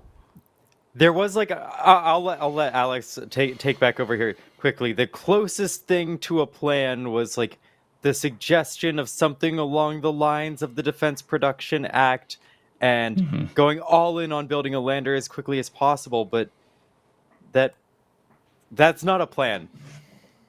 Like, that's an idea. Yeah, D, that's exactly where I'm at. Like, I think there is some merit to what Jim is saying about having a two-stage hypergolic lander just to get it done, right? Just because if you're going to be expedient, that would be an expedient way to do things. But they don't. Where's your concept? Where's your ConOps? Or concept of operation? Give us something. Something. I like Jim. I want to believe him. But like, you're blowing hot air if you don't have at least an architecture. Where's the renders? Everybody in the aerospace industry likes doing cool renders of the stuff that they do. Where's your renders? We haven't heard anything. Right? Yeah. And I really like the idea of getting different and multiple companies involved in the lander proposals. Like, I think that is a genuinely good thing, and it will force more companies to develop their own methodologies that can then be used for commercial exploration and whatnot, and it will encourage these companies to be faster and cheaper. And I think that's a good thing to see here. But not, let's scrap everything and go entirely back to the drawing board, which is kind of what this seems like. I will say, go ahead. I wonder if part of this is, yes, of course they're gonna actually open it up and get the proposals and stuff. But I wonder how much of this is kind of just a kick in the pants to Blue and SpaceX to get their stuff done and ready faster. Because I'm sure part of it is, yes, opening up the contracts and things, but Blue was like, ooh, this is my chance to speed up and get their stuff done faster. And SpaceX, I doubt if this new contract thing had not happened, that we would have seen the renders and gotten the giant update that we did yesterday on the progress of HLS. We wouldn't see the interior. We wouldn't learn about their plan, how far along they are, and basically that Block 2 set them back a bit. I don't think we would have learned any of that if it wasn't for this. So I'm kind of glad that he did it, if nothing else, so that SpaceX is now like, look, we're doing stuff. We get an update. We're going to try and speed up and show you, haha. Blue, we're going to try and show you we can do it fast, haha. And then we get more landers, more faster, more better.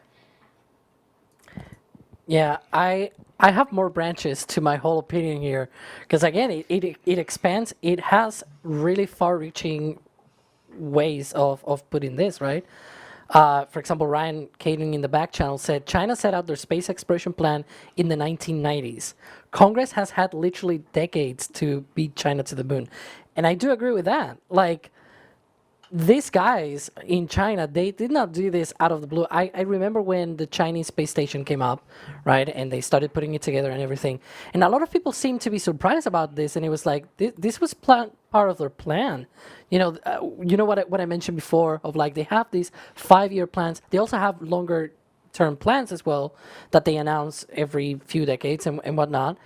And it's this thing of like, they had already their minds and eyes set up on the moon many years ago, and there's only rush now because there's actually hardware from them showing up and landing on the moon and everything. So I don't understand the rush, to be fair. Like, you're procrastinating your way back to the moon. I'm just sorry about that. You're late. Then there's the other part as well of this, of like, why are all of these companies, and the former administrator, Jim Bridenstine, which I do agree with SpaceX, that they are complaining now. Starship won the first phase of the HLS contract in 2020 as part of the 3 companies selected in that phase, along with Blue Origin and Dynetics. If it's that bad of an architecture, why even choose it? Jim Bridenstine was the NASA administrator at the time, and then 5 years later, he went to Congress and said, I would not have selected that architecture. Then don't put it even on the first phase at all. Well, Alex, hold It's up. as easy as that. Jim wasn't. HLS was selected in April 2021. No. 2020. I'm saying the first phase. Yeah. The first phase, when the 3 companies were selected, that was May 2020. He was administrator. Okay. All right. I understand that sometimes the question of who was the president in 2020 is a big complaining thing. But he was the administrator in May 2020. Yeah, you're right. He wasn't. You're right, absolutely. When Starship was selected out of those 3. But if you don't like the architecture, just don't have it as one of the 3. It's as easy as that. And it was selected, and they actually got, like, I think, $150 million out of that to be able to proceed to the second part of the contract, which was in 2021 when he was not. I misunderstood. That was my fault. The administrator. But it's like, it cannot get to the second phase if it doesn't go through the first phase. You know what I mean, right? Like, you cannot go 5 years later to Congress and say, well, if I had been administrator, it would not have been selected. Really? Would it have happened? Like, I mean, that's another point as well. There was no budget to really choose the other ones. Yeah, exactly. And so it's like... So guys, just Alex, pause for a second. A little bit of background information here. The original, so when HLS was awarded in April 2021, this is after what Alex was just talking about, SpaceX won the contract, which was $2.9 billion. All right. The national team, which is Blue, Lockheed, Draper, and Northrop Grumman, the national team landers bid was at $6 billion in change, and then Dynetics lander was $4 billion in change. SpaceX got chosen because they were the cheapest option. They also got chosen because NASA couldn't afford the other 2. That's important to understand. And you know why? Because Congress, because this is again going back to Congress, right? Yep. You remember when in Commercial Crew did not get good funding for the first few years because Congress didn't like Commercial Crew. So when HLS was coming around, which was announced around the 2019 era, in the following years, in 2020 and 2021, Congress said, we're not going to be funding this. We're not going to give you the money that you want for this. And they had, Jim Bridenstine had to fight for funding for this. And then when Bill Nelson came around, he also had to fight for this funding because Congress did not want to fund a commercially funded and developed lander. They wanted a government-owned cost-plus contract for a lunar lander. And what happened is that the NASA decision eventually came down to that, to those sort of, these different decisions from Congress to say, we're not funding HLS the way that you are asking us to fund it. And you're going to have less money for it. And when they chose only SpaceX, they went back and they were like, okay, we'll give you money. If you select another lender, of course, Blue Origin, then we'll get you the money. And that's what happened. Bill Nelson went to Congress and were like, well, if you give us the money, we can select another lender. And 2 years later, they got Blue Origin. So, like, that's the whole story. It's not down even to, like, the reason they lacked the money was precisely because Congress did not want to fund HLS. They didn't want a commercially developed lender. So it comes back to that. It's hilarious. I'm sorry, but it is.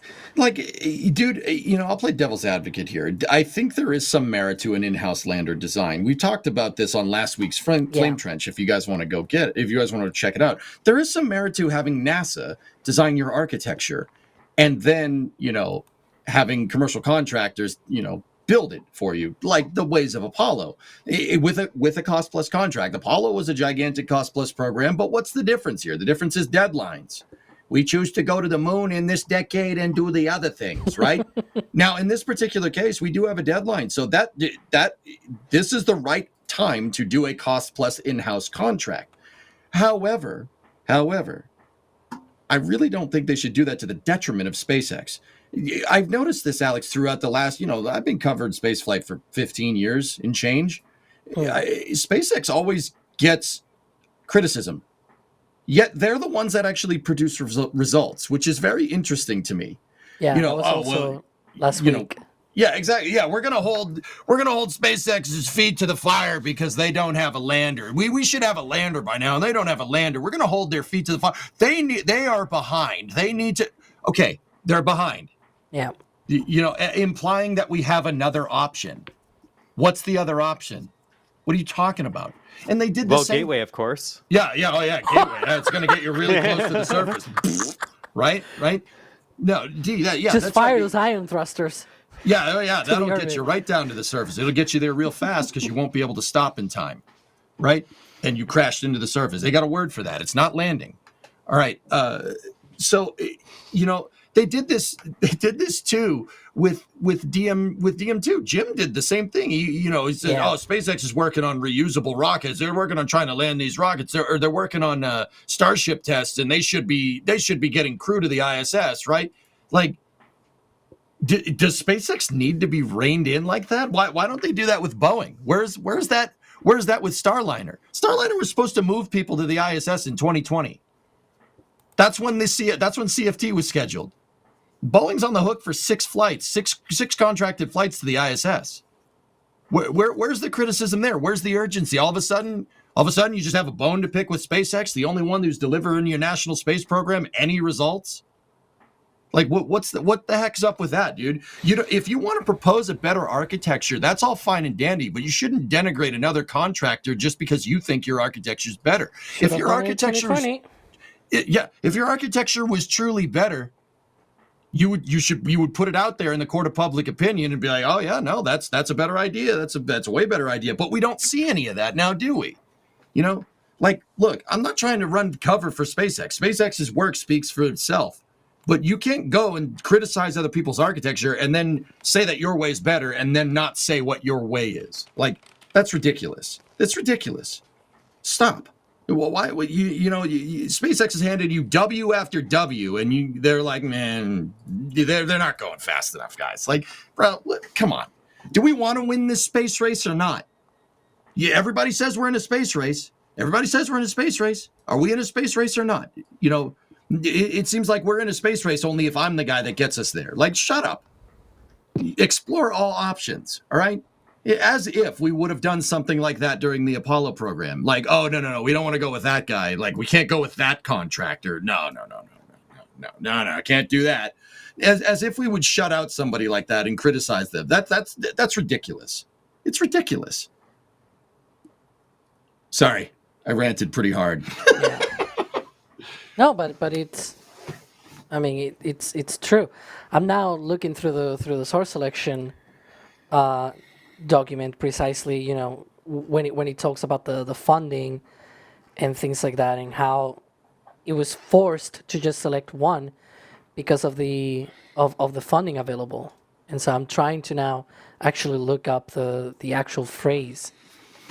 Yeah, and don't worry, folks. We will actually go through what's in this SpaceX update, because I definitely want to make sure we hit all the cool things that were mentioned in it, the designs that we see for the in-orbit refueling, things like that. There's really cool stuff in there. I'll give you guys more of a breakdown. We'll do more of a breakdown. It's just that this news just happened. This was a tweet from that whole thing about going after Jim and lobbyists and stuff was just a couple hours ago. We'll give you the update because there's some really cool stuff. SpaceX is doing work. Long story short, anybody that thinks that they weren't messing with HLS components is out of their mind. They are absolutely messing with stuff, and they're making pretty dang good progress too. Yeah, I mean, it's nice to see it. But also, I'm just going to say, you talk about it's not the right thing to go out and denigrate, another launch provider for trying. Mm-hmm. Is it okay then to go out and denigrate another person who's advocating for a different plan? I'm just going to go devil's advocate on this side here of why is it okay why is it a bad thing that we're bashing SpaceX, but it's okay that we're bashing Jim Bridenstine? It's just a differing opinion. Should they stay quiet though? It feels like a lot of the arguments from the other side, it was that SpaceX was quiet all the time. They were not saying anything about HLS. They came out a few days ago and they sent, this big update on their website and new renders and lots of things. And now this article came out where, it was like Jim Bridenstine, Charles Bolden, they are blah, blah, blah. And then they're like, oh, wait, there's here is our part. Like, hear us, what we have to say. Like, I feel it's actually way overdue. Like, these criticisms and different sort of jumping on top of SpaceX and trying to get them out of the picture. It's like it's been for a while with Starship, and I don't know. It just seems that it is mainly because they are the ones that have public failures, if you will. I have not heard anything about the Blue Moon Mark II lander, other than they tested the interfaces of the refueling thing. Like, really, I feel like this is also another thing that I saw from another person, where it's like, if you think about it, everything that we've seen about Blue's architecture is just Mark 1, Mark 1, Mark 1. But that's just the teeny lander that just goes out there and lands in one piece, and boom, and that's gone. Whereas you've got the bigger one, the Mark II lander, which until NASA released a few weeks ago those slides for the International Astronautical Congress for Sydney, those slides showed a really different picture than we had seen just a few years ago of how much more complex is the architecture for Blue Origin's Mark II lander. And I feel like a lot of people are complaining a lot about this without even thinking about the progress of Mark II. And we have only seen Mark 1 progress, and a lot of people are saying, well, but Mark 1 lets them learn about Mark II, and it's like, we've seen the original variant of this thing flying 11 times. Does that not help with the white one? Yeah, exactly. Yeah. They say that iterating is a good thing for Blue, and it's not a good thing for SpaceX. It's ridiculous. That's ridiculous. I mean, Sawyer, to answer your question, like dude, you know, for what it's worth, I think Sean Duffy was right for wanting an update. All right. I think he could have just asked for an update instead of publicly doing this. I mean, broken clock is right twice a day. I guess this way worked. This is a way to do it if you really want to, right? But I just, I don't really think that it's right for SpaceX to go after him personally and just call him out like that. But honestly, if he's going to criticize Starship's architecture without any alternative, you can get bent. And I like Jim. Jim's a good dude. He was a great NASA administrator. But yeah, get bent. Get out of here, dude. What are you doing other than trying to get money? And I get it. That's your job. But are you going to do it to the detriment of our space program? Are you nuts? What's wrong with you? What are you doing? You can advocate for an in-house architecture for better sustainability in the long run and for expedient delivery for this second space race that you all say is going to happen. You don't need to do that to SpaceX's detriment, because SpaceX is your ace in the hole here. You could use an in-house lander program with a cost-plus contract. I know Eric somewhere out there, Eric Berger's going, don't do that, right? Like, you could do that. You could do that and get people back to the moon and then fall back on SLD and HLS and build a city on the moon, right? Like, what are you doing? Why throw shade at SpaceX? Why do it to the detriment of your commercial landers? That's ridiculous. That's another thing, EJ. I was not here last week on sort of our whole discussion about why is it even a thing to go faster than China and blah blah. Yeah. China wants to have a base on the moon. It's part of their plans as well. What are the plans by NASA to have a base on the moon? Like, it's just an inflatable module that is smaller than Starship. That's all that they have planned. And maybe a nuclear fission reactor, maybe a pressurized rover. Meanwhile, China is like, oh, we're going to do in situ resource realization. We're going to have AI robots and landers and astronauts. And like, they have all of these plans for the middle of next decade. It's just 10 years away. Does the US have, or any other country, I mean, I'm from Europe, so I can say the same for ESA, right? Like, does anybody have any plans to have their own lunar base that they can actually do by 2035? Are we going to have another rush to get something done by 2035? Like, oh, let's do a cost plus 30-month run to build a base. Like, you know what I mean, right? It's going to happen. Because the moment that China says we have our base here, we're just going to launch it somebody, it's gonna probably be like that. But. I agree that your commercial contractors, like even SpaceX notwithstanding, like sustainable lunar development is your ace in the hole here, right? And it's very telling that they're not going after that. In fact, they specifically say they're like, oh, Blue could speed up. No, they couldn't. No, nah, they could not speed up. That's they're not. They can't hold a launch cadence right now. And that's not to say anything bad about Blue. They can't hold a launch cadence right now. What makes you think they can speed up?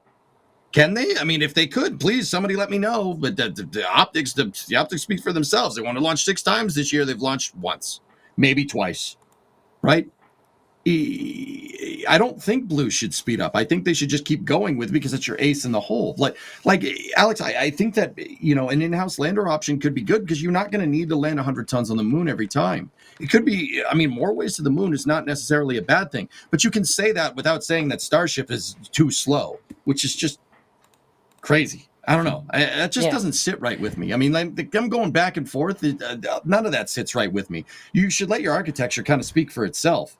And I think Starship does.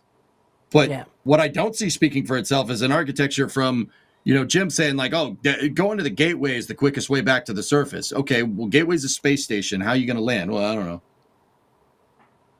Yeah. That's crazy. Anyway, we should probably update these people about HLS. I was going to say, let's see what SpaceX actually did, right, to get to where we are right now. Yeah, a couple things here. I do want to point out, first off, while we're talking about this, HLS, that's the Human Landing System. This isn't a one and done. We're talking about a larger architecture. So I can see where the arguments are coming from on both sides of this. But I just want to point out, we're talking about not something like Apollo, where it's get us down there and that's it. We're talking about something that is there as a whole system for sustainability.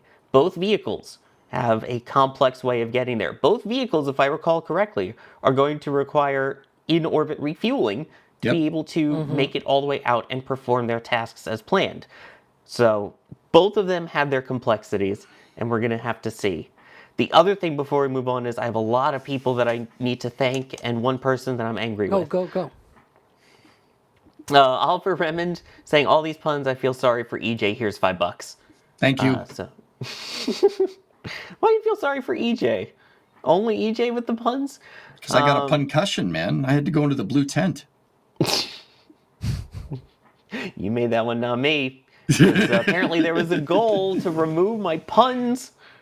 So EJ made that one, not me. I didn't make that. I don't know what you're talking about. Telstar 86, let's get this trench back on the rails before Sawyer punts it into orbit. Good news is, I'm not a good kicker. Drunar, if these legacy welfare dependents have a better plan, prove it. Let's see the merit-based selection. Bingo. These people beat the patriotism drum and then, oh, no, it's only patriotism if it's our architecture. Like, dude, be quiet. It's ridiculous. Come on. And then, Kevin started a goal to remove my puns for some reason. Wasn't me. So, like I said, I have one person I'm angry with. Space Pope, no more puns. I didn't just start the goal. Let's just be clear. Chat finished the goal. Well, no, chat didn't. Space Pope did. Because Space Pope came in and said, I will hit this goal alone if I have to. I think a few people sent messages supportive of your puns that were super chats and did end up counting to the goal based on the way the super chats work. Yep. Space Pope then said 3, 4, 5. You can see where that's going. XD9, like you said, accidentally contributing, saying, keep the puns going, to which Space Pope then replied no, to get us to the goal, then saying, space be with us. And through all of that, Bideford, my hero, coming in with the $25 super, replenishing Sawyer's pun jar. Thank you. Now, I saw what Space Pope said in chat earlier, that the only reason they prefer natural puns, not the punami of all of them at once. I get that, but can you stop saying that word? No, chat started it. They started it. All right, whatever. Anyway. And then Gaw saying to quit pun-ishing EJ, Thank you. which I will keep doing with Punami. And then Scott Photography, though, coming in saying, when SpaceX goes to the moon on their own and plant a SpaceX and Starlink flags. Dude, I think they're going to do it. I think Elon's pissed. I think he's pissed about this. And I think Gwen's pissed about this, too. I think they're both like, what? Are you kidding me? This is a contract that we won and you're going to renege on it? Fine. All right. Watch me. I really do. I really think that they struck a nerve here. Yeah, but I don't think we're going to see a SpaceX flag on the moon. I don't know if you remember, EJ, from the Falcon Heavy days, of how Elon recounted that he wanted to cancel Falcon Heavy 3 times, but it was Wayne Shotwell who said, no, keep it, because we may need it in the future. Falcon Heavy now has like more than 10 or 15 launches in the backlog, just with the military alone, plus a bunch of other commercial customers and everything. There's, I feel like, part business, part pride in keeping HLS. Like, it might not be Elon's main objective, because obviously he's all about Mars and everything, but everywhere at SpaceX, I feel like they probably feel very proud about being the company that returned Americans to orbit after the shuttle, for example, right? Yep. And they probably want the same for returning humans back to the moon. Like, I feel Wayne Shotwell is probably the kind of person to keep that in mind all the time and be like, Elon, we should also be fulfilling this. Like, we should keep this on track, and we should fight back, right? Like, I feel like she will probably be that kind of person inside SpaceX, while Elon is like, oh, to Mars, let's go and do all of this. To be fair, Elon also talks about Space Moon Alpha and, Moon Base Alpha and all that, right? Like, he still is about, we should have a base on the moon and not do Apollo again and all that. But his heart is obviously more on Mars. And meanwhile, One Shotwell is like, yeah, let's go to another solar system, right? Every time that she's interviewed. So I feel like in part it's also about that as well. And again, as I said, it was probably very well deserved that we got this update, among many other things. Yeah. Well, we definitely pontificated a lot on this one, so... See, can't take it away. Also, can I just point out the irony of Jack Beyer in chat saying Punami is so cursed? I'm sorry. The man who came up with Glenny and all of these other things ending in Y, Conky and all that, is saying that a word I came up with is cursed? Stop saying it. You said it again. Stop saying that. I'm just calling pot kettle here. Pot calling kettle black. Jack, Punami is cursed. All of the words you came up with are not. Stop it. Nuglin, Glenny, Conky there are was lots what of good started nicknames. it. Conky. Stop saying that word. All right, EJ's gone. I guess this is a 3-person show now. Well, anyway, yeah, I think that is our cue to move on to actually going into detail of what we got out of this. So yes, of course, there was, Details? Oh yeah, okay, all right. Yeah, so through all of this, we actually did, through a result of everything that's happened the last couple weeks, finally learn a lot about where SpaceX currently is with HLS. So let's go over what we got from this really in-depth update. Who wants to take it? You want me to do it? Sure, go for it. All right, so, okay, here's the good stuff, guys. This is the nerd stuff. So SpaceX did give us this update as a result of the events that we previously discussed. Long story short, they are doing work on HLS. It's just a lot of background stuff. It's a lot of stuff that we're not going to see roll out of the Star Factory in Boca Chica necessarily.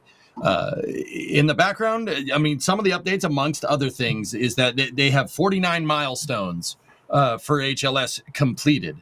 Out of how many, I don't know. But 49 milestones means the components are finished and ready to go. You just got to kind of put it all together. I'm sorry, I was looking at tips. So you got 49 milestones. It turns out that from what I can tell here from all this stuff, a lot of the systems on HLS are Dragon-derived or NASA-derived, which is really good. That's going to make them a lot easier. Well, easier. Keep in mind, in spaceflight, everything is on a relative scale of ease, right? This is all complicated stuff, right? Shuttle-derived problem? Yeah. I don't know. Maybe they've also so shuttle derived problem. That's a good time to mention that. One of the milestones is that Starship will be using Dragoneye. That is the same piece of equipment that Dragon uses to dock to the ISS, and Starship will be using that to dock two starships together. Starship is also using a relative navigation system. Relative navigation meaning they have a camera pointing down at the ground when they're going into land, and the camera is going to look for a nice spot to land, and it's going to land. Very similar to what Neil Armstrong did, on Apollo 11, but that wasn't with a computer. That was with the Mark 1 eyeball and, the meat suit guidance system, that's a pretty good guidance system, I will say, right? So we do have a lot of updates for just how HLS is going to work. We had pictures of the interior pressurized volume, which is just fantastic, except for the mission specialist seats. That's just kind of weird. Also, the seats kind of look like folding chairs, and I'm not sure if that's on purpose. Do they? Because to me, they look to be just like Dragon seats, no, but they are. I'm talking about the mounts, dude. The mounts look like a folding chair. But they seem to be just struts, right? Yeah, those are definitely like Dragon 2 KSP, seats. Just put more struts. Yeah, just strut it to the floor. It's fine. On a strut. Right? But SpaceX has worked on Apollo. Apollo didn't even have seats. They said, here, have a hammock. All right. And during landing, they were just standing upright. So, yeah. Yep. It was not even that. Yep. So, clearly a gigantic pressurized volume here. It's actually super cool to see this. They're working on the airlocks. They're working on the elevators. They're working on, they've tested out life support systems. They also said that they've tested their landing legs for HLS. We have never seen that. I mean, personally, guys, I think it's the white tent, but what do I know? Me too. It's the white, Alex. The white tent tells all. I think we have footage of that. Maybe if dude, look at Kevin can cue that. I mean, but yeah, we'll leave him. He knows how to use them. We'll leave him to that. But yeah, I heard that, Sawyer. At least to me, one of the interesting things here, it was the way of like emphasizing that just because we've seen all of the flights and everything, and they are not technically HLS sit, like it's not HLS, it's just general Starship designing and rocket testing and everything. That the way is like a two-way, right? You've got the core of the Starship design, right? Make it work, make it so that it can return and that it can launch payloads into orbit and do relight in space and all that, right? That's the things that we've seen for the last several years, publicly. In the background, they had this list of milestones, including this. We saw like a puff of dust coming from this very weird structure at McGregor. And McGregor tends to be a place where they not only test propulsion systems like engines and thrusters and things like that, but they also test things that are at pressure. They do cryo testing, like this test tank over here, but also things like landing leg deploy for Falcon 9. Those use pressurized helium to deploy the landing leg. Who's not to say they're going to be doing the same for HLS, and that's what we saw here, that sort of test of interacting, the HLS, the HLS landing leg deploying and sort of, being set down on the lunar surface. That could be potentially what we're seeing there. That's been the major big revelation in the last couple of days, that we saw this, and there was like, maybe what they say there might be about that. But yeah, I do think that a lot of people were not thinking that they were working on this at all, because we were seeing the full-scale flights and things like that. And look, it makes sense, because it's like,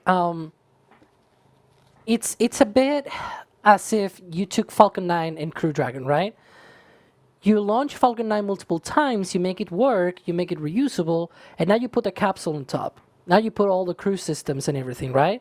Like, it feels to me very much like that, where it's like you fly Starship in its normal configuration, you get the data out of it, make it, try to make it work, and things like that. And then you do this. You put the actual HLS, right?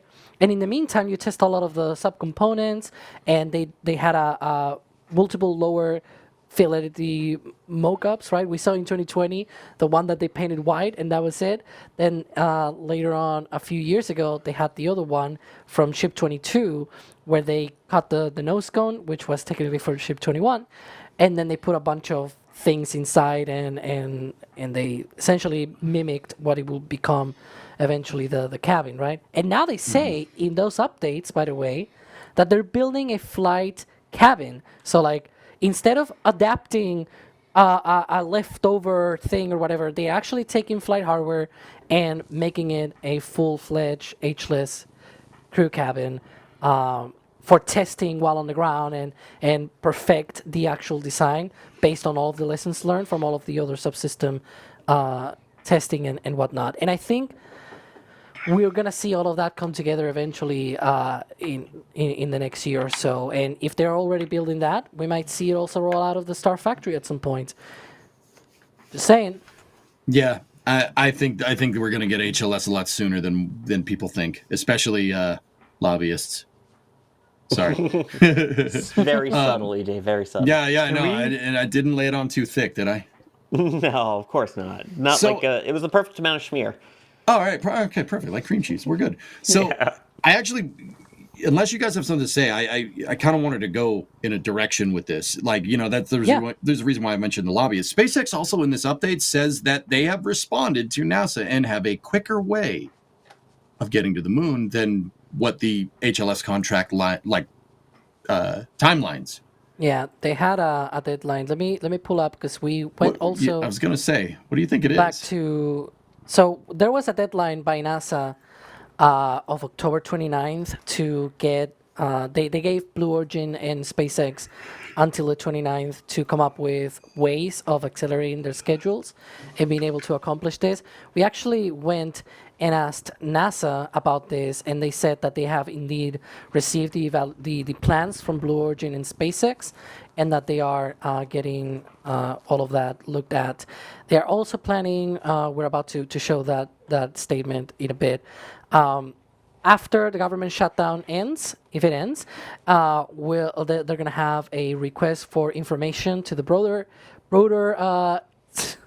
Jesus Christ, aerospace industry for their proposals. A committee of NASA subject matter experts is being assembled to evaluate each proposal and determine the best path forward to win the second space race, given the urgency. Blah blah blah blah blah. Yeah, all the political stuff. Anyways. But yeah, so they're gonna have a committee on the committee of the plan of the concept of the plan for this. I really hope it doesn't take 30 months because then they're gonna blow out the whole thing. But yeah, typical NASA. They're gonna have a committee. Oh boy. Yeah, that's when the big guns come out, right? I guess. For a second, I thought you said comedy, but I guess they're the same thing. But in this context, Sawyer, I agree with you. I agree with you in your weird, punny statements. Just this once. Mark the calendars. Yeah. Mark the calendar. It's on Halloween, so it makes sense. It's very spooky. It's very spoopy, yes. So, all right, we can talk about whether they're going to be ready or not. Alex and D, I wanted to pick you guys' brains, and Sawyer too. Like, okay, what's the sped up architecture? What do you think it is? You'll go first. I've already told too much. Yeah, I was gonna say that's why Sawyer D. What you haven't talked a little bit. What do you think their revised architecture is to get there quicker?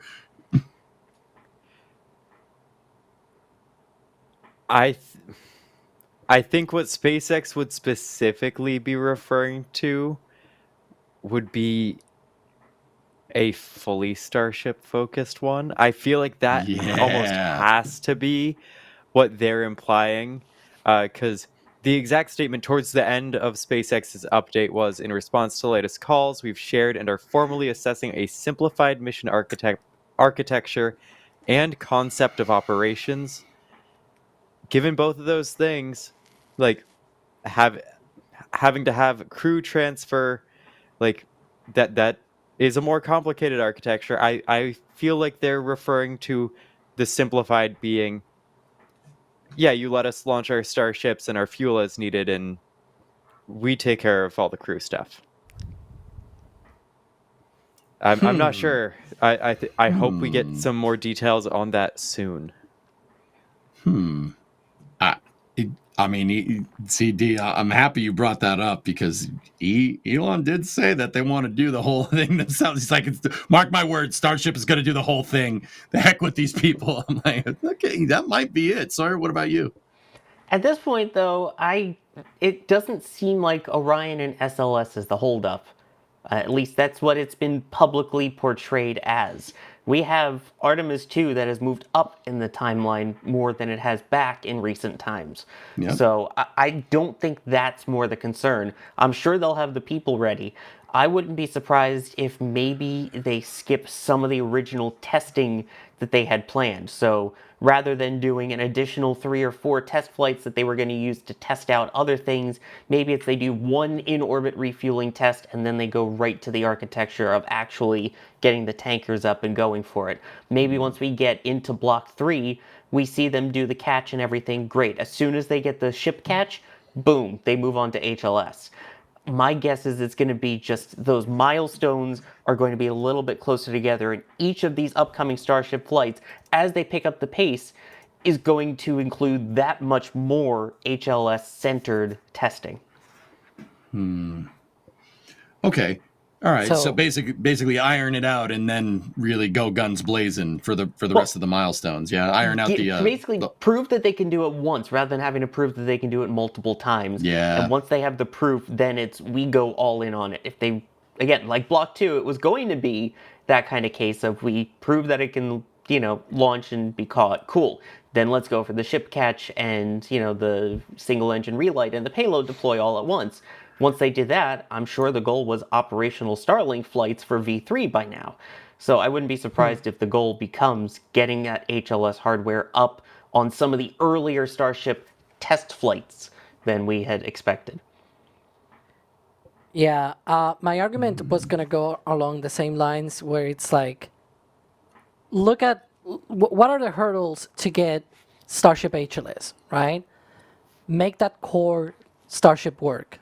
Okay, they've gotten almost there. They just need to, the last few seconds of getting actually into orbit, right? It's pretty much what you all need. Now they need to test in orbit refueling, long duration stays, and things like that. And that's the holdup. And the reason why that's the holdup is because cadence, for example, where, you have to launch 15, 20 times or something like that. I feel like that's the least of my concerns at the very least. I think that is a way overblown concern by a lot of people. Because hopefully in the next few years, we're going to have multiple different launch sites for Starship to launch from. And since it's reusable, you just, reuse the same vehicle over the same set of vehicles over and over again. With that being said, so how do you get there faster? Well, as Sawyer was saying, I'm sure that one of the reasons they are a little bit later now is because they had a lot of failures early on with version 2. How do you prevent those failures? Well, maybe you need to do a lot more ground testing. And this is one of the things, sort of the big debates that occurred earlier this year, where it was like, okay, they're doing too many test flights. Are they really doing all of the things that they really... Like, a lot of people are impatient because it's flight 11, right? And they still have not gone to orbit because they have not flown enough to get, all of the different, like, the whole reason they don't go to orbit is because they are not comfortable leaving a 100-ton ship in orbit and then, potentially crashing down in some populated area. So they need to get to a point where it's like, okay, we are good with this, right? When is too much flight testing, where maybe you can do a lot of it maybe on the ground or part of it on the ground while you're waiting for the launches, like. And I feel like they're getting there now with Block 3. And the reason why I say this is because we've seen a huge lot of ground testing from different multiple test tanks, both at Starbase, Massey's Outpost, also at McGregor. There's like already a couple of test tanks. There's been another one earlier in the year as well out there at McGregor. They seem to be going all in with ground test,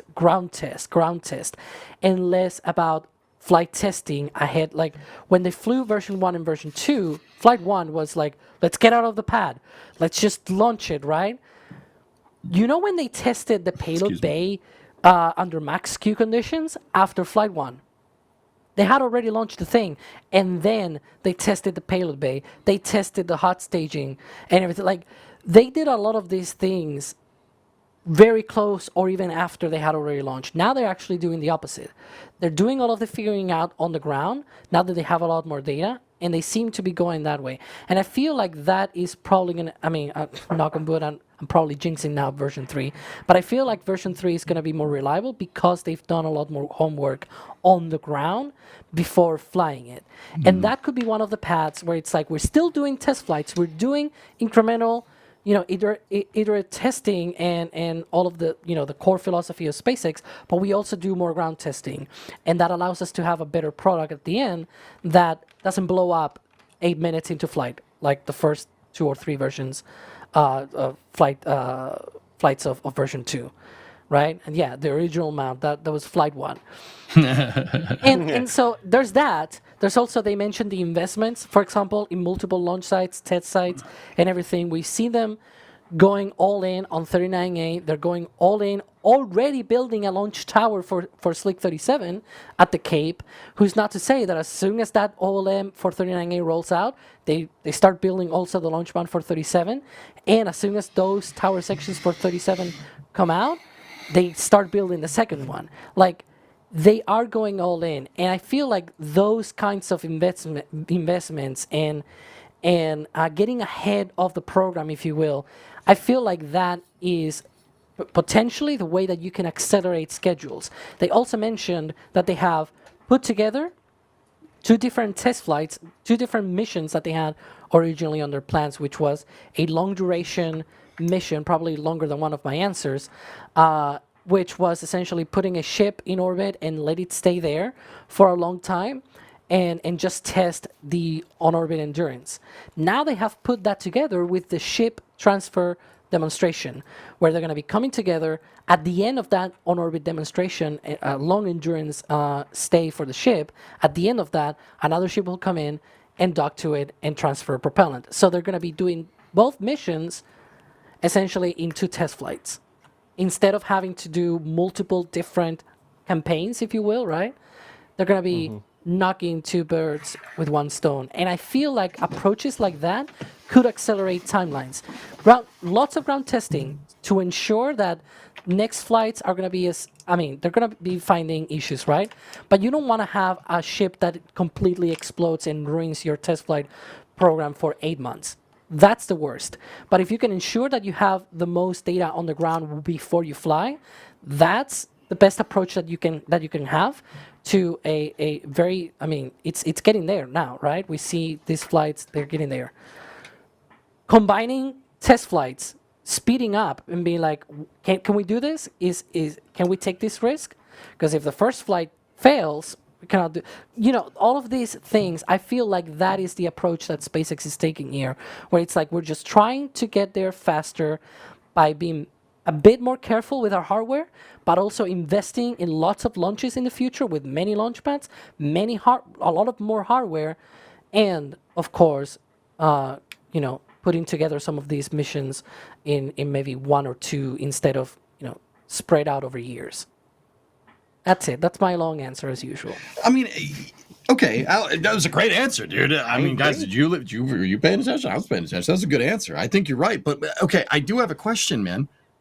What makes you think they weren't doing that before Sean Duffy came along and decided to climb a tree? Part of this, it was obviously being done earlier. Sorry. and I feel, yeah, it was being done earlier, but I feel like it was not being talked about, right? And it's good that we're getting to know this again. For example, the whole timeline thing, where it's like 2 missions in one single CONOPS, concept of operations and things like that. I think that is a very clever way of getting at it. I don't know. I really hope we get at least H-less hardware out the Star Factory doors next year, and that way we can get through all of that. I don't know what you guys think. I already talked too much, but no, that's no. my thinking. I think that was clear and insightful, but we got to understand that we got to remember that the topic of discussion is what's the accelerated plan. And I think you're absolutely right for what it's worth. I think SpaceX's plan was already accelerated, dude. That's what I'm trying to get at. Like, yeah, there's no way they weren't already doing this. Like, they don't need Sean Duffy to be like, oh, okay, like we should do this way. Like, I think SpaceX is basically just, in the context of what you're saying, is just like, oh, yeah, we're already going fast. I don't know what this guy's talking about. We're already going fast. Here, let me show you what we're doing, right? Like, I really think that they were already going quickly, but I don't know. It's just my opinion, Like, but that's great insight, dude. That's great insight as to how they're going about their testing regime. It's good stuff. If they have 39A completed next year and they have 2 launch pads for Starship, they can accelerate the launch rates so much. And oh yeah. They have plans already to launch a bit northeast out of Starbase, so that then the orbit that you get out of Starbase can also cross the Kennedy Space Center, and now you can launch tankers from one side and the other, a depot from one or the other, and that's when you start getting dual operations between both launch sites. Meanwhile, they're building 37. Putting up the tower, putting up the launch mount. Maybe they get it operational by the end of 2027, for example. Who's not to say by 2028 they don't have 3 or 4 different launch pads for Starship, plus 2 gigabays, plus they have all of these investments. Who's not to say that by then they can accelerate all of this to accomplish these tests. And so, yeah, I don't know. We'll see. So, Alex, I like what you said there with it crossing Florida. There was one piece in the update that I took note of, which is referring to the extended time on orbit and then the second Starship to rendezvous.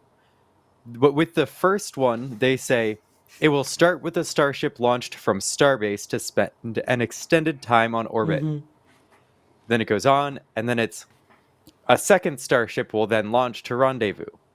Yeah. It doesn't specify there, so maybe the rendezvous Starship will be a KSC Starship, which I cannot wait to see. And who's not to interrupted say, the voice of God. And who's not to say that maybe that happens in the 3rd or 4th flight of B3, maybe next summer or fall, I like a hope year so. from now, the first ship. And then it spends there like 3 months or something like that. And by the beginning of 2027, they launch the other one. They dock together.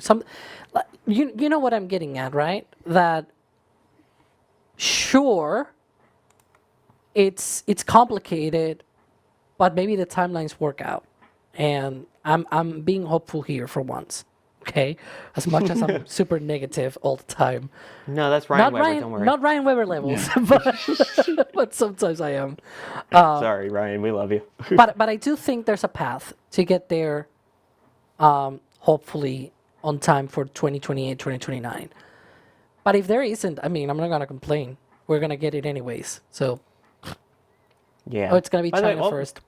If we're going to make Block 3 there, how are we going to do it with Raptor 3? Help me out. Circle the TVC actuators, the servos. Oh my god. Okay, Tori Bruno. Go back to... Did I say that? To doing your smart things. Have you seen this Chinese company sort of side conversation here? Have you seen this Chinese company? They're developing a rocket and they have smart recovery as well. They're going to do smart recovery before ULA. Oh dear. It's hilarious. Oh By the way, dear. In case you're wondering what I'm referencing there, Tori Bruno, the CEO of ULA in the past, has talked about his concerns of Raptor 3 looking like it's missing parts and being incomplete. And just so happens that our cameras at McGregor Live 24/7 happen to capture a couple of those Raptor 3s on their way rolling around on the back of a truck. Great shot. If you're not checking out McGregor Live, you totally should. To which someone replied, those are not finished engines, right? See, there's the photo. And then that person replied, and then came Tori Bruno's comments here. Help me out. Please circle the TVC actuators, their servos, controllers, data cables, power cables, the engine controllers, and their cables. Yeah. Thanks. Subtle and then dig. TSC Very goes subtle. out and it's like, it's here, and here. You got grilled by Space Engineer pretty bad. Yeah. Yeah. That's my boy right there. He get freaking grilled by Space. You're my boy, It's Blue. pretty funny. Yeah, it's my boy Blue. He absolutely cooked it. I'm like, man, I don't like everybody's just choosing violence, dude. Like, jeez. Yeah, that was 2 days ago, and then again we had the stuff today from SpaceX. Everyone is in a spicy mood, and they're not even on the flame trench. It's not like the gator that probably got spiced in the flame trench from Blue Origin's test. Which I don't know if we mentioned that there was rumors that there was a gator inside the flame trench over at 36 when they did the static fire attempt. So yummy. Gator bites. Yeah, which are a real thing. Come to Florida, go to Rusty's at the port where we have our fleet cams, and get some gator bites. Tangy, almost like chicken. It does taste like chicken. It is definitely a chewier chicken, in my opinion, though. It's because dinosaurs come from birds, and an alligator's a dinosaur. Yeah, there, I said it. I mean, they do move in herds. Isn't that the space plane? Oh, yeah. Let's just mention other projects that we're on the verge of greatness. Krennic, we were on the verge of greatness. I started my intro saying that I was the soul of the what did I say, of the rockets that did not debut or something. Yeah. Oh my goodness. The hair's got to go back with the flashlight. Yeah. Dude, how many L's can we freaking take in that regard? Like, like DCX, X-33, Space Station Freedom, Apollo Applications Program. What else? Dinosaur, Gemini MOL. Like, Skylab 2.0. Skylab 2.0. Constellation. Altair Lander. How many L's can we take? What was the single stage orbit one? What's that? The SSTO one. Venture Star. Venture Star, yeah. That's still my... Anyway. What are we doing? Stop it! Stop! And people complain about the renders, and it's like, oh my god! The release is far away from that. The people that we don't want to stop are the amazing people giving us support, though. Yeah, Scott Photography. No. Keep going. Saying to EJ's defense, it was for Glennie Craig. That's what you were laughing at earlier, huh? Yeah. Philip here saying, do you think China is aware or even cares about the race? It's an interesting question. I know we talked about the fact they have the architecture. They've had the plan since the 90s. But I don't think personally that they care. I think the U.S. is making it a bigger deal than China is. I think it's almost a way at this point to basically say, hey, we have a goal. We want to be Kennedy-esque. We have a goal that we want to do this before the end of the president's term and do the other things not because they are easy, but because we want to be China. I think it's more that than anything. Also, I'm sorry I didn't do the accent, but yeah. I'm saying that you cannot do that accent, but if you try, I will be okay with it because you are a friend of mine. I like myself too much to put that out on the internet. I've done some things on the internet, but I won't do that. I don't know. What do you guys think? D, do you think that this is a race that China cares about? I mean, a little bit, but it's like, okay, are they racing us our first time to the moon? No. Do we really have the plan for a fully constant lunar architecture where we'll have people continually there? And like, if I had to guess, I don't think they really care in quite the same way. Like, they want to get there. They want to get there as fast as possible. But as far as which country sets foot on the moon again for the first time versus the infrastructure once we're actually there, I don't know. I don't know. EJ, I'm interested in your opinion. I think they care. They absolutely care. China has something to prove. Right now, what they're trying to prove. Sorry to just, this is a little bit of weird pontification from me, but they are trying to prove that we live in a multipolar world. All right. And in a multipolar world where you have conflicting ideologies, i.e. a Cold War, all right, space flight is soft power projection, and that counts for a lot. That's what the Apollo program was. It was soft power projection. So you said it yourself that the president is trying to go, yeah, okay, soft power projection. Let's do this. I want to be like Kennedy, right? It's soft power projection. China absolutely wants to show the world that they're capable of doing this by themselves. They absolutely care, and they absolutely want to get it done. I'm not No? saying that they don't care. I Yeah. think they care a lot. I think they care a lot about like the actual work that happens once they're there. I'm saying who wins by a couple months or a year isn't. Yeah. I feel like that wouldn't No. be as. Yeah, that's fair. That's fair. I wasn't necessarily disagreeing with you, D. I think Okay, cool. you're very right. Cool. I think. I mean, I don't mind. Like, okay, like I said, I don't mind them doing us doing an in-house lander if we want to get there faster. That's fine and dandy. Don't do it to the detriment of the ace cards that we have in the hole, right? Like that's what I'm trying to say. Like, okay, this is the U.S. We could beat them. We could beat them first, and then have 100-ton landers come to the surface. It shouldn't have to be one or the other. So I kind of agree with you. Like, I don't think getting first here is a priority, but I'll tell you, in terms of like national space program competence, and we could absolutely get there before them, and we could absolutely just put a fork in them with the commercial programs coming. Like, but we don't have to be there first. The commercial programs are your true ace in the hole. HLS and SLD, that's your ace in the hole. I agree with you, but I still, China very much cares. They very, very much care. They got something to prove. And you shouldn't underestimate somebody that has something to prove with spaceflight.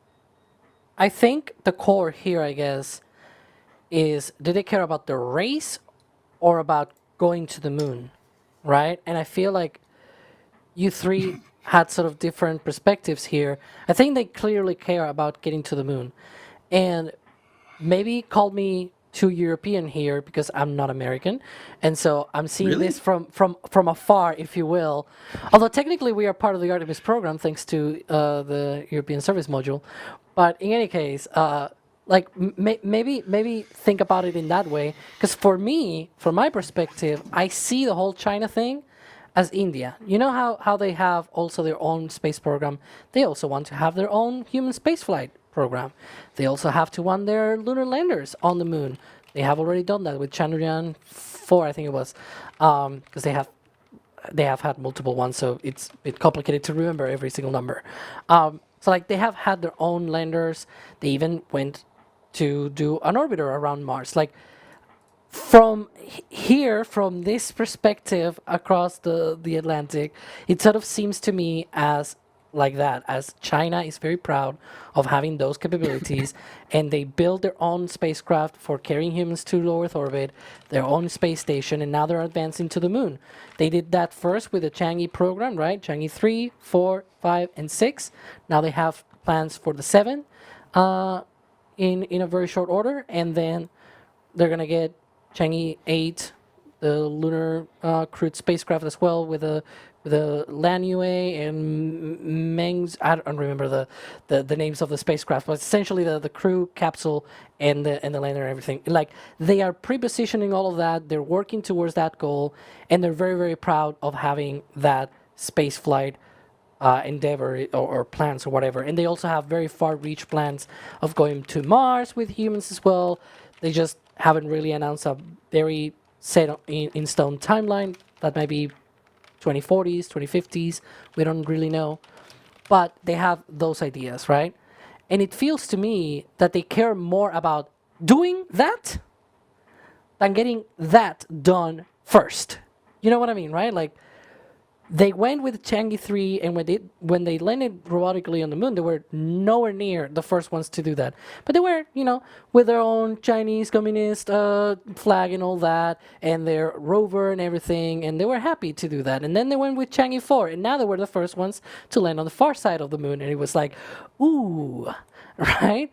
So I feel like from that perspective, it sort of seems like they're more about doing the thing and be proud that they're doing the thing rather than them doing it first. But we'll see. And India, I mean, they're also having their own lunar plans and everything. I think it's very great that they're trying, and wish them the best, because more spaceflight progress, more better, and hopefully, things get done and all that. But That's what I mean, Alex, dude. Like I know you're kind of rambling at the end there, but no, that's right. Like, dude, that they have something to prove. They have something to prove. I don't think they, like to amend it. They care because they have something to prove. That's what I'm trying to say. Like they're there to prove it to the world. It's not necessarily about racing against the U.S. It's to show that they did it, dude. That's what you're trying to say, right? Like I agree. That's basically what I'm talking about. Yeah. This is interesting. It's a good question. They Also, I need absolutely to make care. sure that I thank Crispy for gifting 10 Red Team memberships earlier. I, again, appreciate that. If you did get one of those memberships, definitely make sure you give them a big old thank you. Let's see here. This is an interesting question from S1 Noir. Will SpaceX give moon missions a higher priority than the 10 Mars flights in 2026? Now, I know SpaceX's big thing is also on Mars, but given this kind of kick in the pants, so to speak, do you think that Mars maybe gets pushed to the 2028 window and HLS gets the priority now? Or are they still going for that kind of split path of being able to do both? Their update. Sorry, we weren't as forthcoming with the update. Their update said that they have two paths. The long story short, they're doing both. They're going to do both of these things. Starship. Okay, so it's kind of amazing that we actually get to talk about this, right? Starship, as part of its stakeholder expectations, meaning, so we're talking systems engineering here, guys. Stakeholder expectations are the plain English way of saying it is like, what do you want it to do? Part of what SpaceX wants Starship to do is be able to be mass produced, and they are building the factories to be able to do that. That's why we see dueling gigabays going up right now, one at the Cape, one at Boca Chica. That's why we see Star Factory being made. That's why we're going to see another Star Factory that's like 3 times as big for kids that need to learn how to read good at Roberts Road in Texas. So Starship is designed to be mass produced. They can absolutely, SpaceX isn't some, they're still run like a startup company, right? But SpaceX isn't some small player here. The company's market cap is like $400 billion. It's one of the most valuable companies in human existence.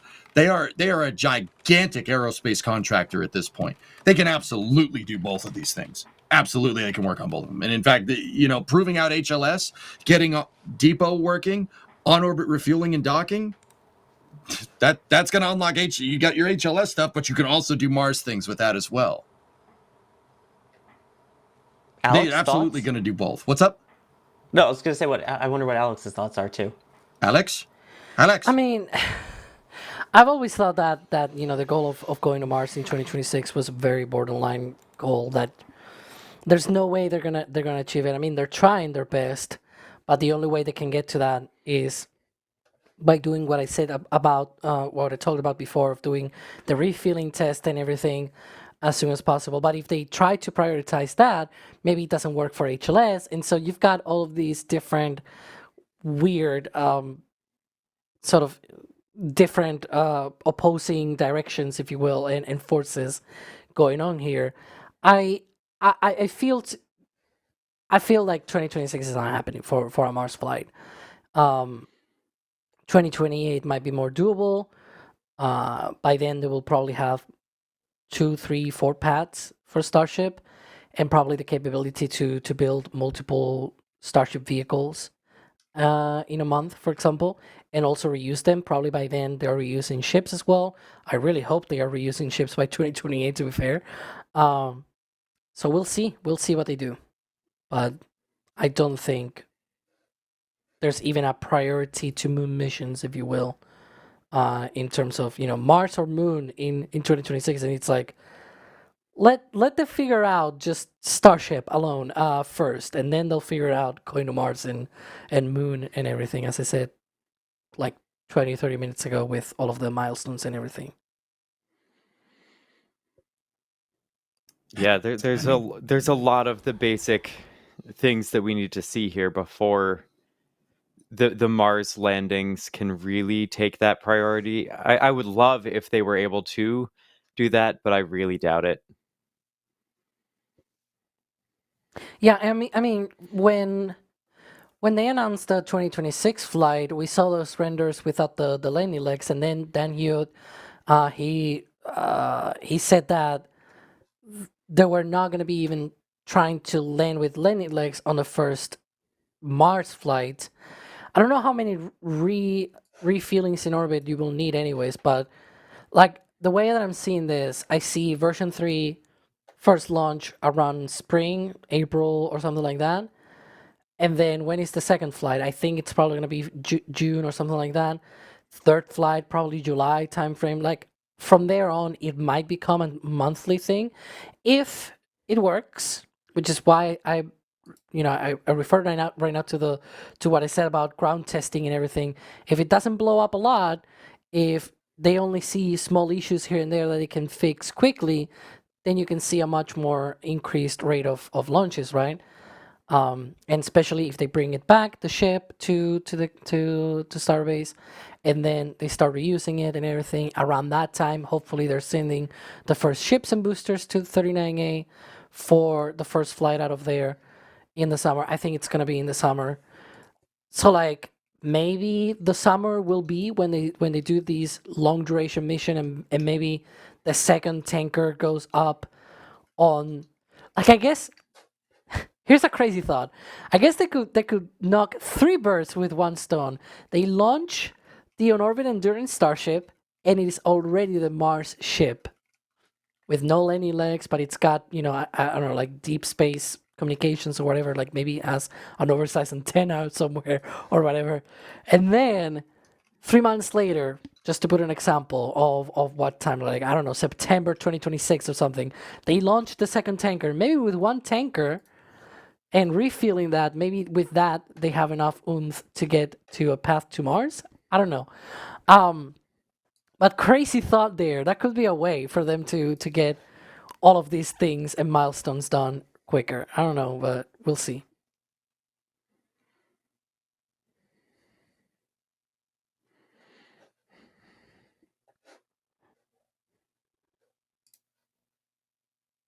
I just realized stream couldn't hear me there. Sorry about that. Yeah, we will absolutely keep an eye on that. Oh And of course, they didn't hear the 60 puns that I just made in a matter of 10 seconds. And if you're a lip thank reader, God. if you're a lip reader, no, you didn't lip read what I said. No, not at all. Nice. Anyway, what were you saying? No, I was saying obviously we'll be keeping an eye on everything with Starship because of course we have our cameras at Starbase 24/7 and everything going on in the Space Coast too, which if you haven't checked out the Space Coast flyover yet that came out this week, first off, who are you and why are you? Check it out. It's awesome. I don't know why you haven't yet. But if you have, you'll get a really good idea of where they're at with the orbital launch mount for 39A, some tower segments that they're working on, and of course the progress going on at 37 as well, in addition to all the other stuff that's happening. But boy, Roberts Road looks quite different, and thank goodness the movable tent was open, so we got some really good stuff there. Also really good is... I want to say something really quick. Every once in a while I've been unmuting and attempt to chime in, and then I didn't get to chime in because you guys, well, Alex, chime in a lot. I'm chiming. well, interrupt me. I'm chiming. So here's the thing. I was going to say earlier on that SpaceX kind of had a PR problem, right? We see their rockets blow up, and that's what the public sees, and that's all they see, right? We've been asking for 3-4 flights for an update, a proper update on Moon and Mars, a proper update on the future of Starship, and we never got it. We got Elon talking about making life multiplanetary. We got Elon again jumping in the middle of the stream. We never got the proper update that we've been asking for over a year. Well, you know what? It was political PR, but Sean Duffy going on CNBC and Fox News and saying, we want to speed this up. SpaceX isn't doing their job. They got SpaceX to But talk. Kevin, the Kardashians, they need to be told that the moon landing was not faked. And you know what? It was political PR. And my other comment is the whole China race with China. That's political PR too. You know what? That's how you get your population behind you, your supporters behind you, and you know what? It's all politics. It's all politics. But you know what? One thing we did do, or they did, as Sean Duffy did, was he got SpaceX to say the 49 things publicly that we are doing to go to the moon and Mars that have been done already. And you know what? I think that puts SpaceX in a really good position, public relations wise and politically, to get the support that they need. I will I'm say done. one thing though about the political PR. Who made the Apollo challenge, and who later on signed the plaques that are on the lunar landers? Just gonna say that. Okay. So the Apollo program spanned 3 presidential administrations. Got it. Well, I mean, one of them was cut slightly short. So we have to But acknowledge it's not that just part. political PR in the sense of I like the way one that I said it single- better, Sawyer. one single party or even a single administration, but more like it should be political PR for the pride of a country. If it were like that, I feel like that is a much more, at least in my opinion, it's a much more valuable goal than let's beat them to the moon. Yeah, was but trying if to- I'm right, the same person's name who was on the plaque for Apollo 11 was also the one who ended the program. Who Was ended also the the one program. whose name was on the space shuttle. Yeah. So Just saying. it's the whole thing. I mean, it's the same whole deal of like who canceled the shuttle, and everybody always accuses a certain president, and then it's the previous one. But anyways, you get the point that I'm trying to make here. That it's like, yeah, it's political PR, but it also is sometimes misguided. I think that it is about getting there faster and not about we are accomplishing this and it's great and it's magnificent and it's amazing. And I feel sometimes that's lost in all of these conversations. I don't know. I get it. I mean, Good Kevin, to point out. you know, here's the thing. Is that awesome for us that Sean Duffy got us this information? Sure. But having to go to the news and say that to get an update, I don't think is the own that he thinks it is. You could have just called them. You're the interim acting administrator. You could have just said something. And he said, we need an update from you guys. We need an update from you guys. Is rhetoric like that really non-detrimental to our space program? I don't think that's the own that we think it is. He's like, yeah, I got all this information. Brother, you're the NASA administrator. Just call Elon. Just call him and say, look, you got to do a technical update. You got to do a technical update. You got to do a technical update. No, Yeah, instead he has to force the issue with political. Ridiculous. But at that point, then you're just going to maybe get that it. was I'll get to politics it. too, right? Well, no, that just tells me you have no idea what you're doing. Just saying. I think that was very targeted of, if you're not going to do anything behind closed doors, the only way we're going to get you to talk is out in public. So I get where he's coming from there. Also, Gaw saying the $5 super chat, I think the race China cares about, but no one is talking about, is who gets the prime ISRU sites first, which is in situ resource utilization. Basically, who can start mining helium-3 first. Yeah, maybe. Also an interesting note. But yeah. And also I do want to thank Michelle for completing a collection with the last of the first. That's Jack's line with Flight 11, getting the Flight 11 patch. Thank you very much for doing that, Michelle. And hopefully it looks good on your wall, or with the rest of your collection too. Of course, I've merch pied myself by doing that, I just realized. But anyway. Yeah, it was a lot of stuff going on in spaceflight here. And yeah. So appreciate you guys sticking around with it. And of course, we have to thank our members who we couldn't do this without. Yeah, in particular, our flight engineers and our launch directors, the highest levels of support that we have here at NSF. We love seeing your beautiful names on the screen. I'm amazed how many more names we continue to see growing on that list. And again, that's the only reason we're able to do what we do. So thank you everyone who supports in any way, even if it's just a like or a subscribe or sharing it with a friend, following us on socials, and getting something for yourself from the shop. All of it is super helpful. And just being a good person and being here. We appreciate that too. I also appreciate my co-hosts that joined me today. Dee, thanks for joining.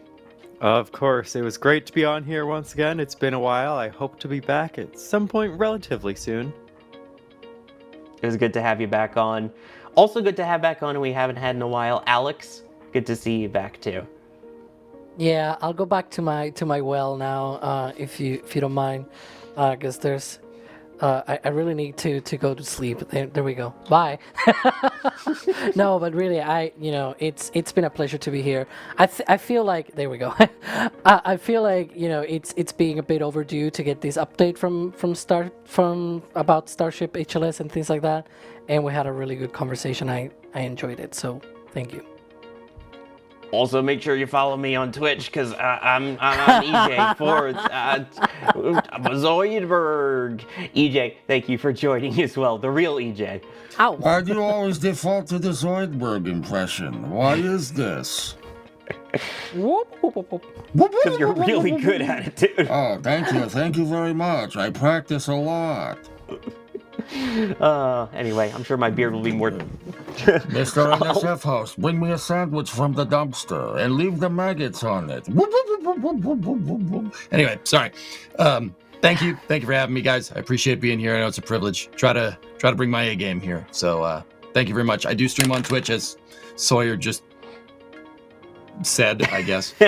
Twitch.tv/EJ_SA. If you want to go check me out, there 5 days a week. Sedger, it's EJ. Anyways. EJSR. There you go. Because I am Sawyer Rosenstein, also with Kevin Michael Reed, who's been the one pushing the buttons, pulling the levers, and bringing his insights in about China as well, and adding tinfoil hats. Thank you for joining us. If you want the non-tinfoil hat version of all the news, make sure you're subscribed, because coming up in just a little bit will be the premiere of This Week in Spaceflight. You should get a notification on your phone. If you don't have notifications turned on, turn them on. That way you know when it and all of our videos happen. I'm Sawyer Rosenstein, as I mentioned. Have a great weekend and happy Halloween! Woo! And here we go.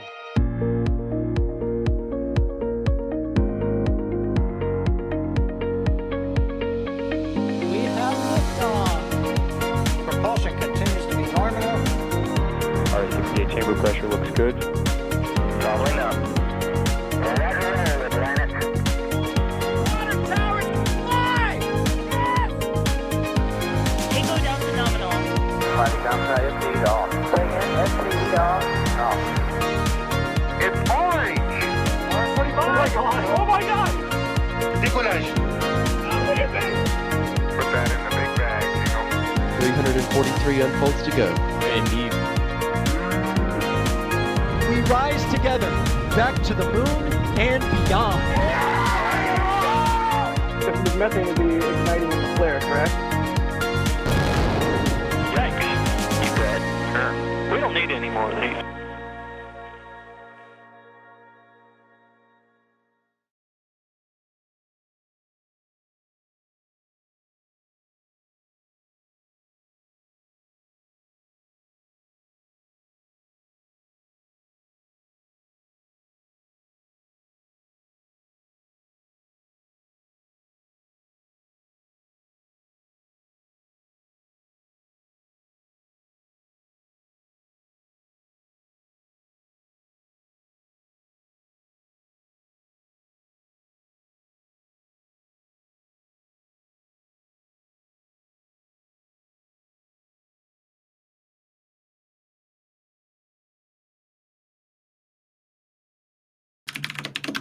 Are clear except to Twitch and Membies.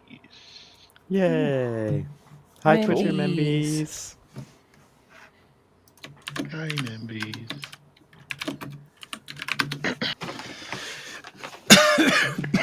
That was a long trench. My cough started getting back to me at the end. I had to go and get water that time. Thanks for taking care of that, Kevin. I'm sorry I wasn't watching. All good. Yeah. And then He was getting drunk. Kevin, are you drunk? I was not. Why aren't you sharing with us if you are? No, that's probably Jack, since he's not on the trench tonight. Oh, jeez. Jack's Well, like, he didn't do a Jack impression. isn't You're he right. hanging out in like New Orleans or something? Like, he's having fun tonight. I don't know He where had he some is. plans. but-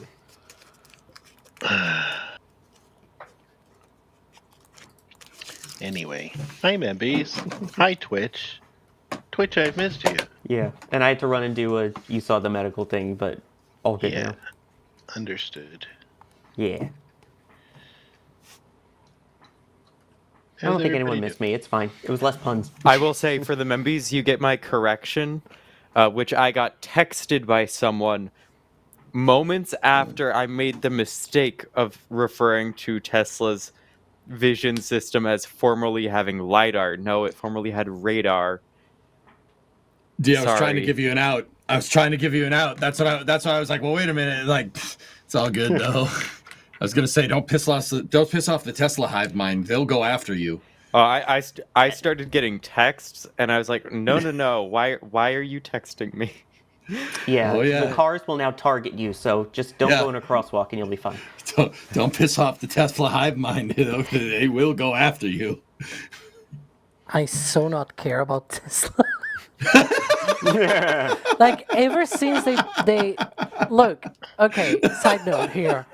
Like I used to like a lot Tesla cars, but ever since they moved into Cybertruck and all the crappy AI vision stuff and all the, I don't know, it just felt to me more and more like a gimmick and less focused on actually building good cars, electric cars that do not look like a card box.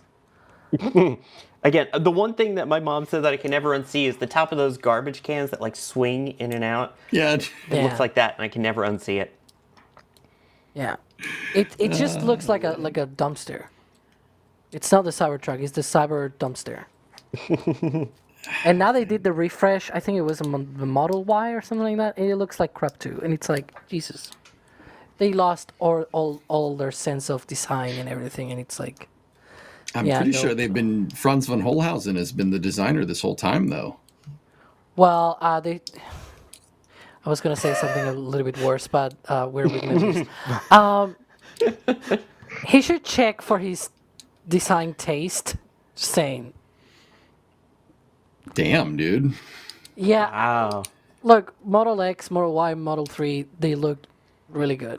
Okay, and that was one of my things of like, I really want a Tesla that it's like cheaper, cause, and that I can afford. Because if they have a really cool cheap EV, even though it doesn't have, I don't know, I don't really know the numbers in range, but like, even if it's 100 miles, I don't care. I buy that. Because every single other electric vehicle is like a box full of trash with wheels. It just they don't look good. The only ones that look good were Teslas. Nowadays, though, there are other companies that are making really good looking EVs. So I mean, Rivian was always pretty Yeah. nice in my opinion. Okay, So, yeah. I have one of the reservations for the Slate. Whenever that comes. Oh, this late. Nice. Do I think it's like a great car? No, I just think it's kind of cool and quirky. And I don't expect it to be here anytime soon. But Yeah, how's that going to work for getting to Starbase? How long is that going to take? We'll see. I hope charging infrastructure continues to improve. However, yeah, who knows? Like the Slate seemed cool to me. Like bare bones, keep it as cheap as possible. And there have been some cheap EVs. The Chevy Bolt was cheaper than the Teslas have been, and I mean it's changed. And there was the Bolt and the Bolt EUV, I think. And especially if you go to like the really bare bones stuff, like you can get some cheap EVs, but I don't know. I think I the mean, and to Slate be might be fair- the first one for me. And to be fair, props to Tesla for changing the paradigm where it's like now EVs are getting more common, right? And all that, and there have been, I have to say this in the past tense, there have been efforts by governments as well to move things to EVs and everything, like, and yeah, I don't know. By the way, EJ, how's Ford doing with that? With what, it's the EVs? They are Mustang doing E, also right? EVs, right? It's slower, but they're Yeah, trying. but how do you like an electric Mustang, dude? Bastion, I see you saying influenced by Linus. I'm not talking about the Volt. I will say, There was a time before I got my current car.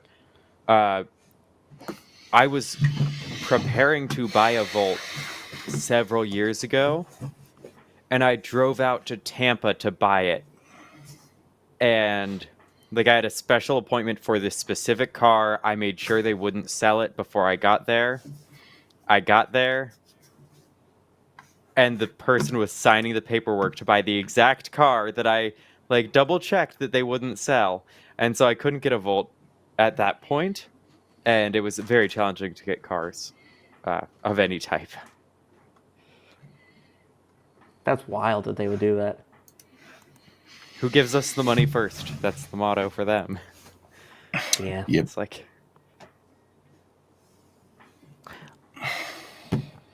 Anyways, Fazilla, I don't know. I'm not yet comfortable doing that. I don't have an EV. I absolutely not yet. The Volt was going to be a safe, able to drive around on charge or gas. I'm driving a hybrid car right now, a RAV4. We'll see the status of charging infrastructure at a time when I would actually look at an EV, which, like I said, I think the site's going to be a while. And so at that point, I'll reconsider, is this something I actually want? yeah. Yeah, practical versus a fun toy.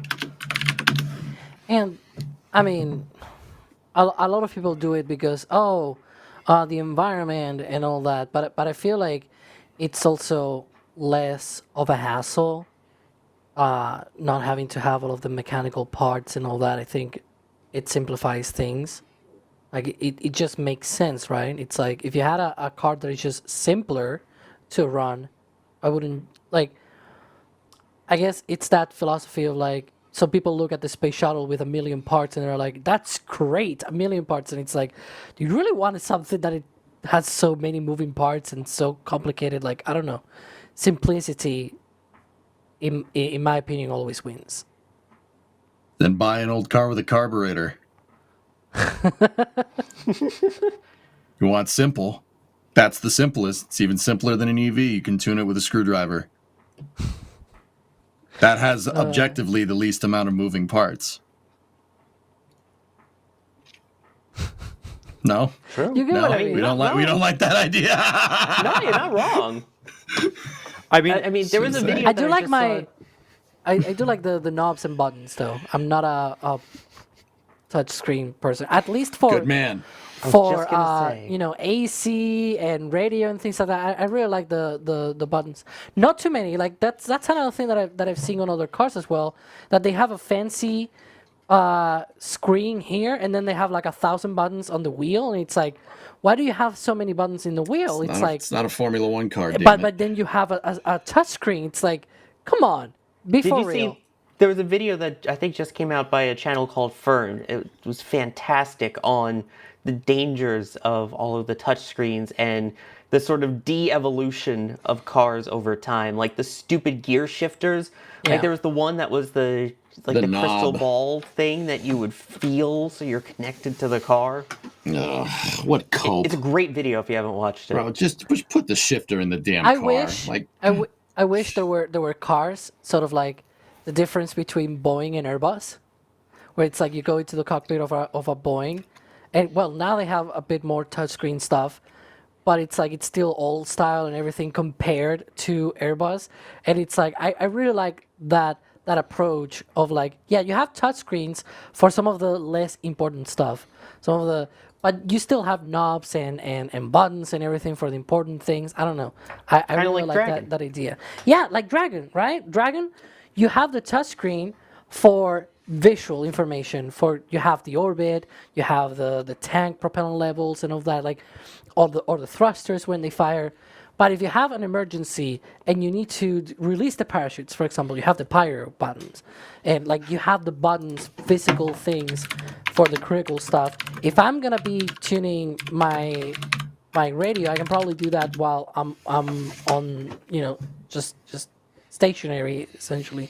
But maybe I want to do that while I'm moving, right? And probably it's not that good that I move my eyes off the road and things like that. I don't know. It's a whole thing. Of course, Tesla has the full self-driving and all that, but so that's a whole different thing. One of the guys in that video was talking about the fact that he was driving down an icy road, and whenever he would let go of the gas pedal, it did the adaptive braking thing on the Tesla.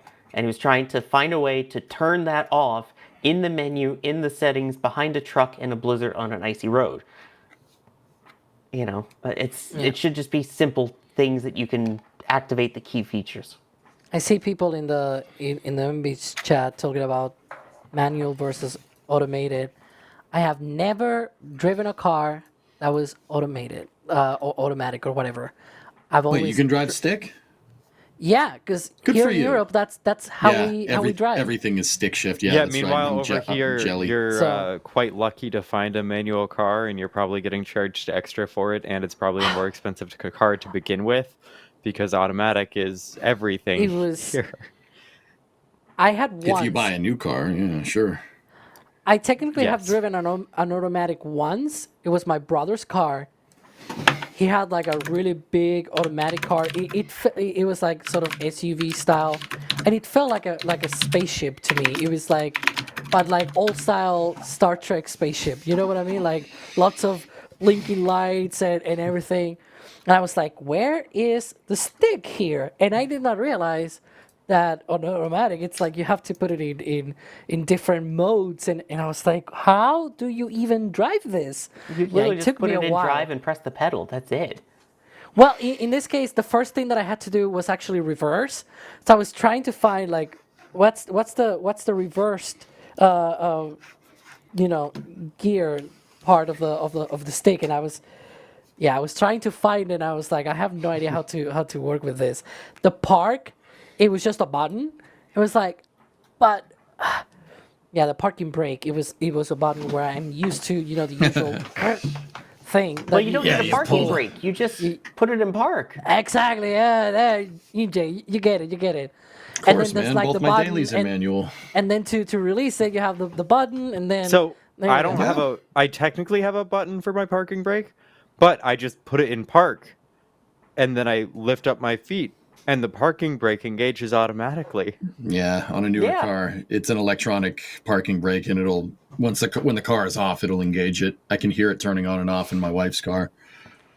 Yeah, I have an electronic parking brake, but it doesn't do that, unfortunately. But again, that's pretty much the only reason I'm able to drive is the fact that, I use hand controls, and it's one control. It's a stick that works for both gas and brake. I don't have room for a clutch. So. Hey, wait a minute. Formula One cars have a hand clutch, so you have no excuse.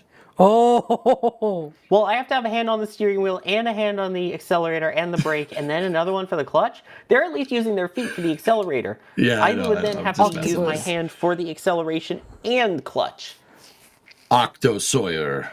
All right. Yeah, We'll I'd give have you. to let go We'll, of the we'll steering give you. wheel, which is We'll kind give of a you problem. What's that? I'd have to let go of the steering wheel, which is kind of a problem. Yeah, you know what? That's fair. I think in your circumstances, that's fair. that's very understandable. Thank you. Now, Sawyer, I got a question. If you were mobile, would you want an automatic or a manual? I mean, I never learned manual. Then again, I didn't learn to drive till after all this happened, so I don't really have a preference. I probably would just do automatic because that's what they sell mostly now. But yeah, Let me rephrase that. If you could buy like any car right now, provided you were able to operate it, like what car would it be? Like, what's your favorite car? problem is I really don't have one. I'm very, very happy with my Chevy Traverse. I love that car, actually. It's one of those where, again, I like the height. It's zippy for an SUV, and I've been driving minivans for as long as I've been driving, which sucks. So I'm very happy with my Traverse. I know it's a Chevy, but Have you driven it to a levee? yeah, but the levee was dry. Very good. Sawyer, yeah, I will Terry Tate linebacker you into the right seat in the Mustang, and we will tool around. I will show you. I want to do it. I will show you the greatness. MD, I can get in and out of a car as long as I'm not driving. Technically. No, I didn't. I just held the steering wheel, which is different. Okay. All right, we'll do that. We'll do that. We'll do that sometime, dude. I gotta say, D tried to feed me to the alligators. Just saying. No. Yeah, you did. And No, the I bees. didn't. Anyway, You I did. think it's time for me to head out. Probably. Yeah. All right, Now D. that I'm roasting you. Oh. Not like Jack roast bacon, though. No, he burns roast that. it. He burns that bacon. Catching strays. Of course he's catching strays. It's Jack. Yeah. I do.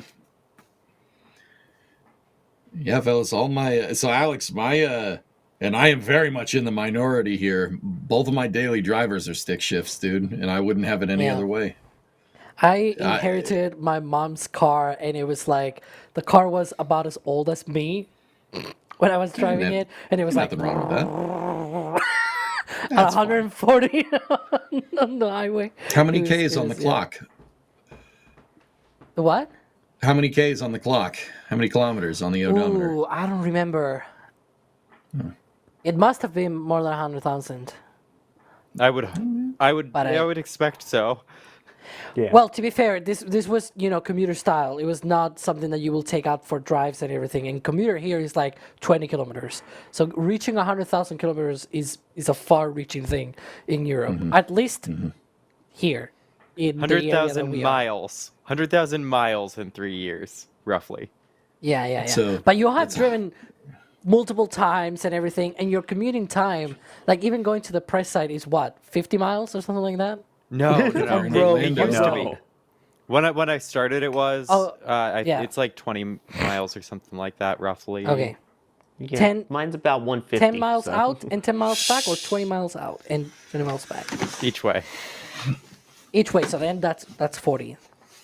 I mean, mine's 300 to the Cape and back, but yeah. See? To be fair, But I I'm only have like I'm lucky about 36,000 miles on my 2022, so I got it in 21. Yeah, I'm lucky about the commuting thing because it's like we are literally next door to a big city. It's more like, I don't know, if you were on the outskirts of a big city, essentially. Yeah. Can I just say, as an American, I appreciate that, Alex, as a European, you have a fundamental understanding of how big this damn country is. I mean, I had an idea already before getting there, but I've also traveled multiple times to the U.S. And also, like, I remember when I got so when Dee picked me up from Miami, Yeah. it was funny because we were on the road for 4 hours, and if it wasn't because I was literally with no food in my body for like 8 hours prior to that, I will have probably been fine. And I've been fine in road trips even longer than that while in the US. If I were to do such a road trip here in Spain, like, first of all, you wouldn't get anywhere in 4 hours despite the rumors, because you will still be in the middle of Spain, not anywhere close to any city. But also, it's the roads here are terrible. It sucks so much to drive here. Oh my god. Sounds like my city. All right. Well, And your Yeah. city, Sawyer. Yeah. true. Yeah. Alex, try negotiating the Cross Bronx Parkway. Oh, Frick that road, BQE. dude. Frick that road, dude. Frick that road. Like, sorry, man. BQE, the Van Wyck, all of those. Getting to any of the airports, basically. Bro. Jersey freaking Garden State Parkway.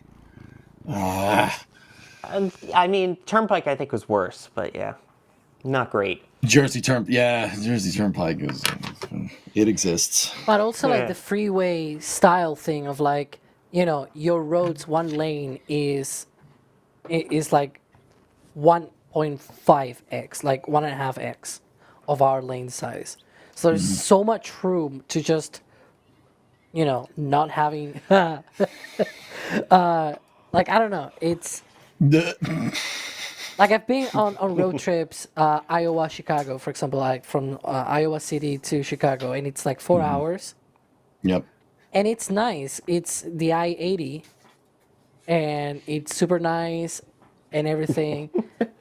Like, I don't know. It didn't feel like it was that long. It was like 4 hours in the car, and Yeah, it's out in the middle of the country. I'm coming In up the middle of the soon country. on a Yeah. 6-hour trip to Minneapolis, so that's gonna be fun. Why, you going to visit Ryan or what? Houston? No. Station Houston? Station, this is Houston. Is the station on Space to Ground? Station on Space to Ground 1. Hang on. Let me do this. Big G. There. Hi. Oh, dear. Okay. All right, guys. I got to head out. Hi. That was fun. It was Yeah. a time. A good time, in fact. Yeah, it was fun times. How come EJ's the one that's right side up? He's the one that's also in a space station. Because I'm on the moon. There's still gravity there. Cats Yeah, but it's in 1/6. space. I've been So? in 1/6 gravity. I can attest. Sawyer Yeah, and- Flex. Yep. If I frown, I look happy. Because I'm upside down. D-face. Oh my The god. upside down. That zoom. Oh my goodness. All right. Okay, this is weird now. I'm It gonna looks like head a out. U instead of a D. I'm gonna play the outro. Yeah. Or the intro to the outro. Or Yeah. All right. The It's very only like the beginning. 4th time it's played today. Bye. And here we go.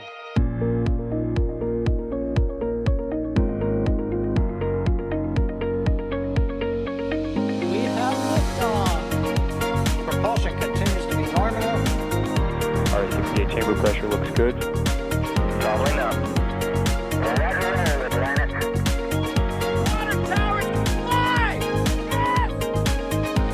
Tango down to nominal. Flight down to FD off. Say again, FD off. It's orange!